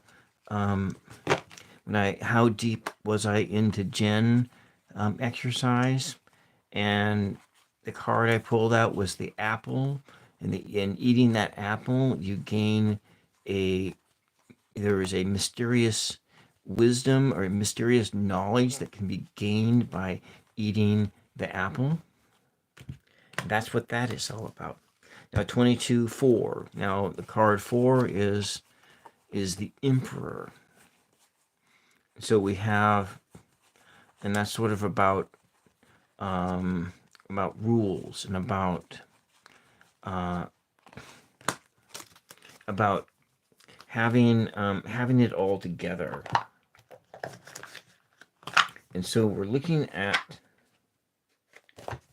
this journey, these numbers all, and then they all add up to this sense of being, you're going through a little bit of a journey here, and what these numbers kind of represent. Maybe we should reorder them so that you can see in a bit more of a linear order of maybe of how this journey goes, and that you start here and you have all the tools, and this is you, and you're passing through these different states, and you're kind of going over here, and then you're coming over here, and then you're going to here, and then so you're passing through this journey like this. And this is not, and so I'm not reading this as like a tarot spread. I'm not reading it that way because I'm looking at its I can't say the word. The numerology. In the numerology, the energy of the numbers. In the energy of the numbers, this is how I interpret those numbers in this moment. And because the end result is this. You've completed these different tasks. You have these different states of being in this journey that got you to here. And this is you. This is you. This is you. This is you. And what you have here, you're embarking on a journey. You're going to just jump off the cliff. You have your loyal dog. You have this white flower, the purity of heart. And inside this bag, inside your vagabond bag, are all of these things right here. And so so this all is in you. So this is these that make up that number 9. These are all the states of being that make up that 9 energy that brings you to the end of the journey really fast. And so you just skipped ahead through a lot of different things. And so you have some expertise, some knowledge. You're pulling knowledge down from the stars and bringing that into you, and you go from here into here. So you have masculine energy into feminine energy, but it's that energy of the apple on the tree of life, and you are consuming that apple, and so the B and the J, that's like that's something in the temple of Solomon that you have in here, the Torah, because you need a guidebook in order to get you on your way. That guidebook is that Torah, the Bible. The one of my lights just burned out, and so, wow, because I might have been on too long. All right, so I better get off here pretty soon because I'm going to lose the other light in a second. So you have the Torah and this wisdom, this knowledge, that that word that was written on your heart at the beginning of time. Well, that's what this is. And you have these different realities, and so you are traveling over here and you're learning about that, different realities, and coming in that, then you gain a sense of mastery of knowledge in this moment. Mastery of knowledge. You have the law, you have these rules, you have this knowledge that you've gained by looking within, by connecting to your feminine. And you have the magician who's pulling energy from above and bringing that into you like this hot ball of fire that is propelling you forward and pushing you forward through these different challenges. And then you'll learn about love. And this is not necessarily about romantic love. It's more like spiritual love, agape love, fatherly love, brotherly love, sort of this love of your brothers and sisters, love of yourself, love of your neighbor, love of God. And then you go through some more challenges, and here you are, you're going to spin the wheel of fortune.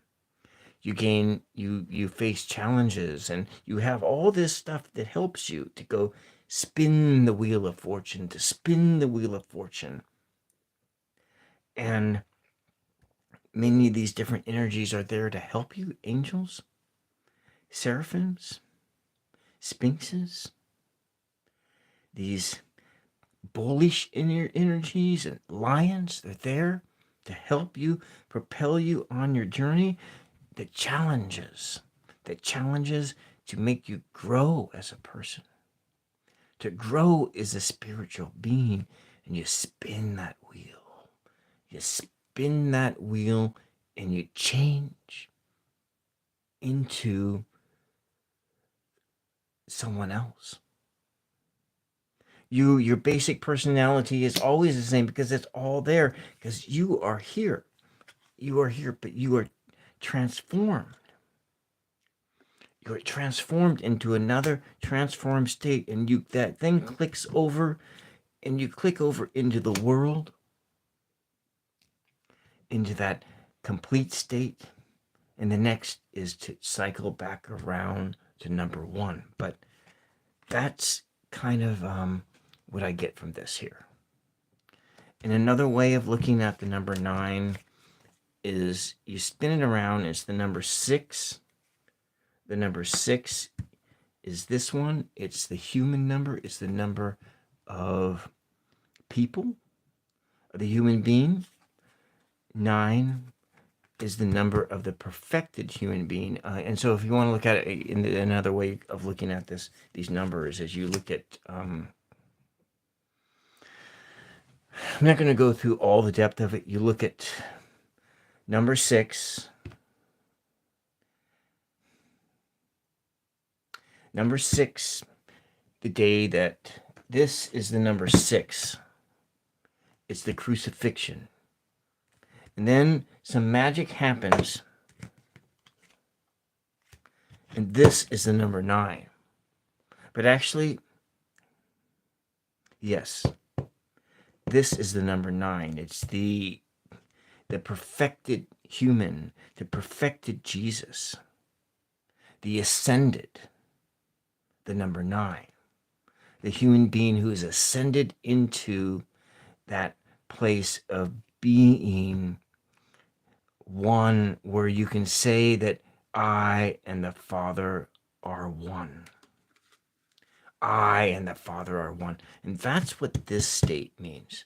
And that's what number 9 means in a biblical sense, in a biblical number sense. If you, that's what the number 9 means. Now, of course, and that's from a Christian mystic point of view, this is what number 9 means, is that you have ascended into a more perfect state of being.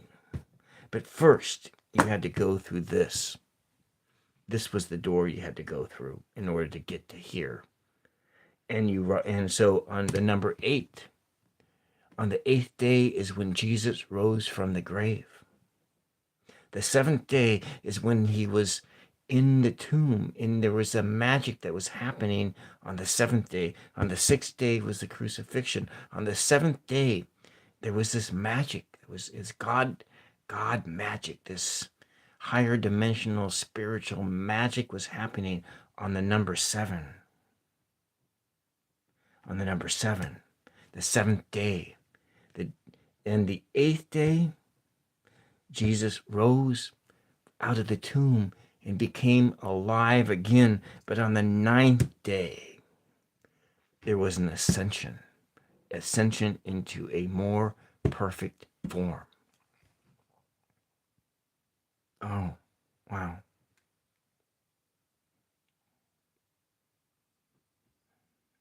Well, that's all I got for you guys today.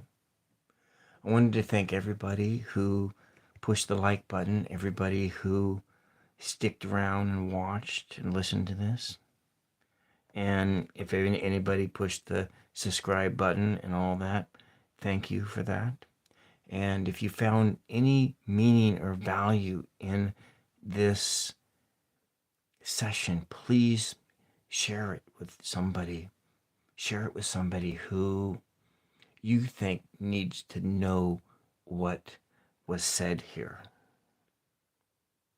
Thank you for witnessing this with me. The words of truth from above, because you matter. You matter. All right. Thank you, Nimrar. I'm going to go to bed. It is it's 2:30 in the morning now, and my lights are almost all out of juice. And so until the next time, bye-bye.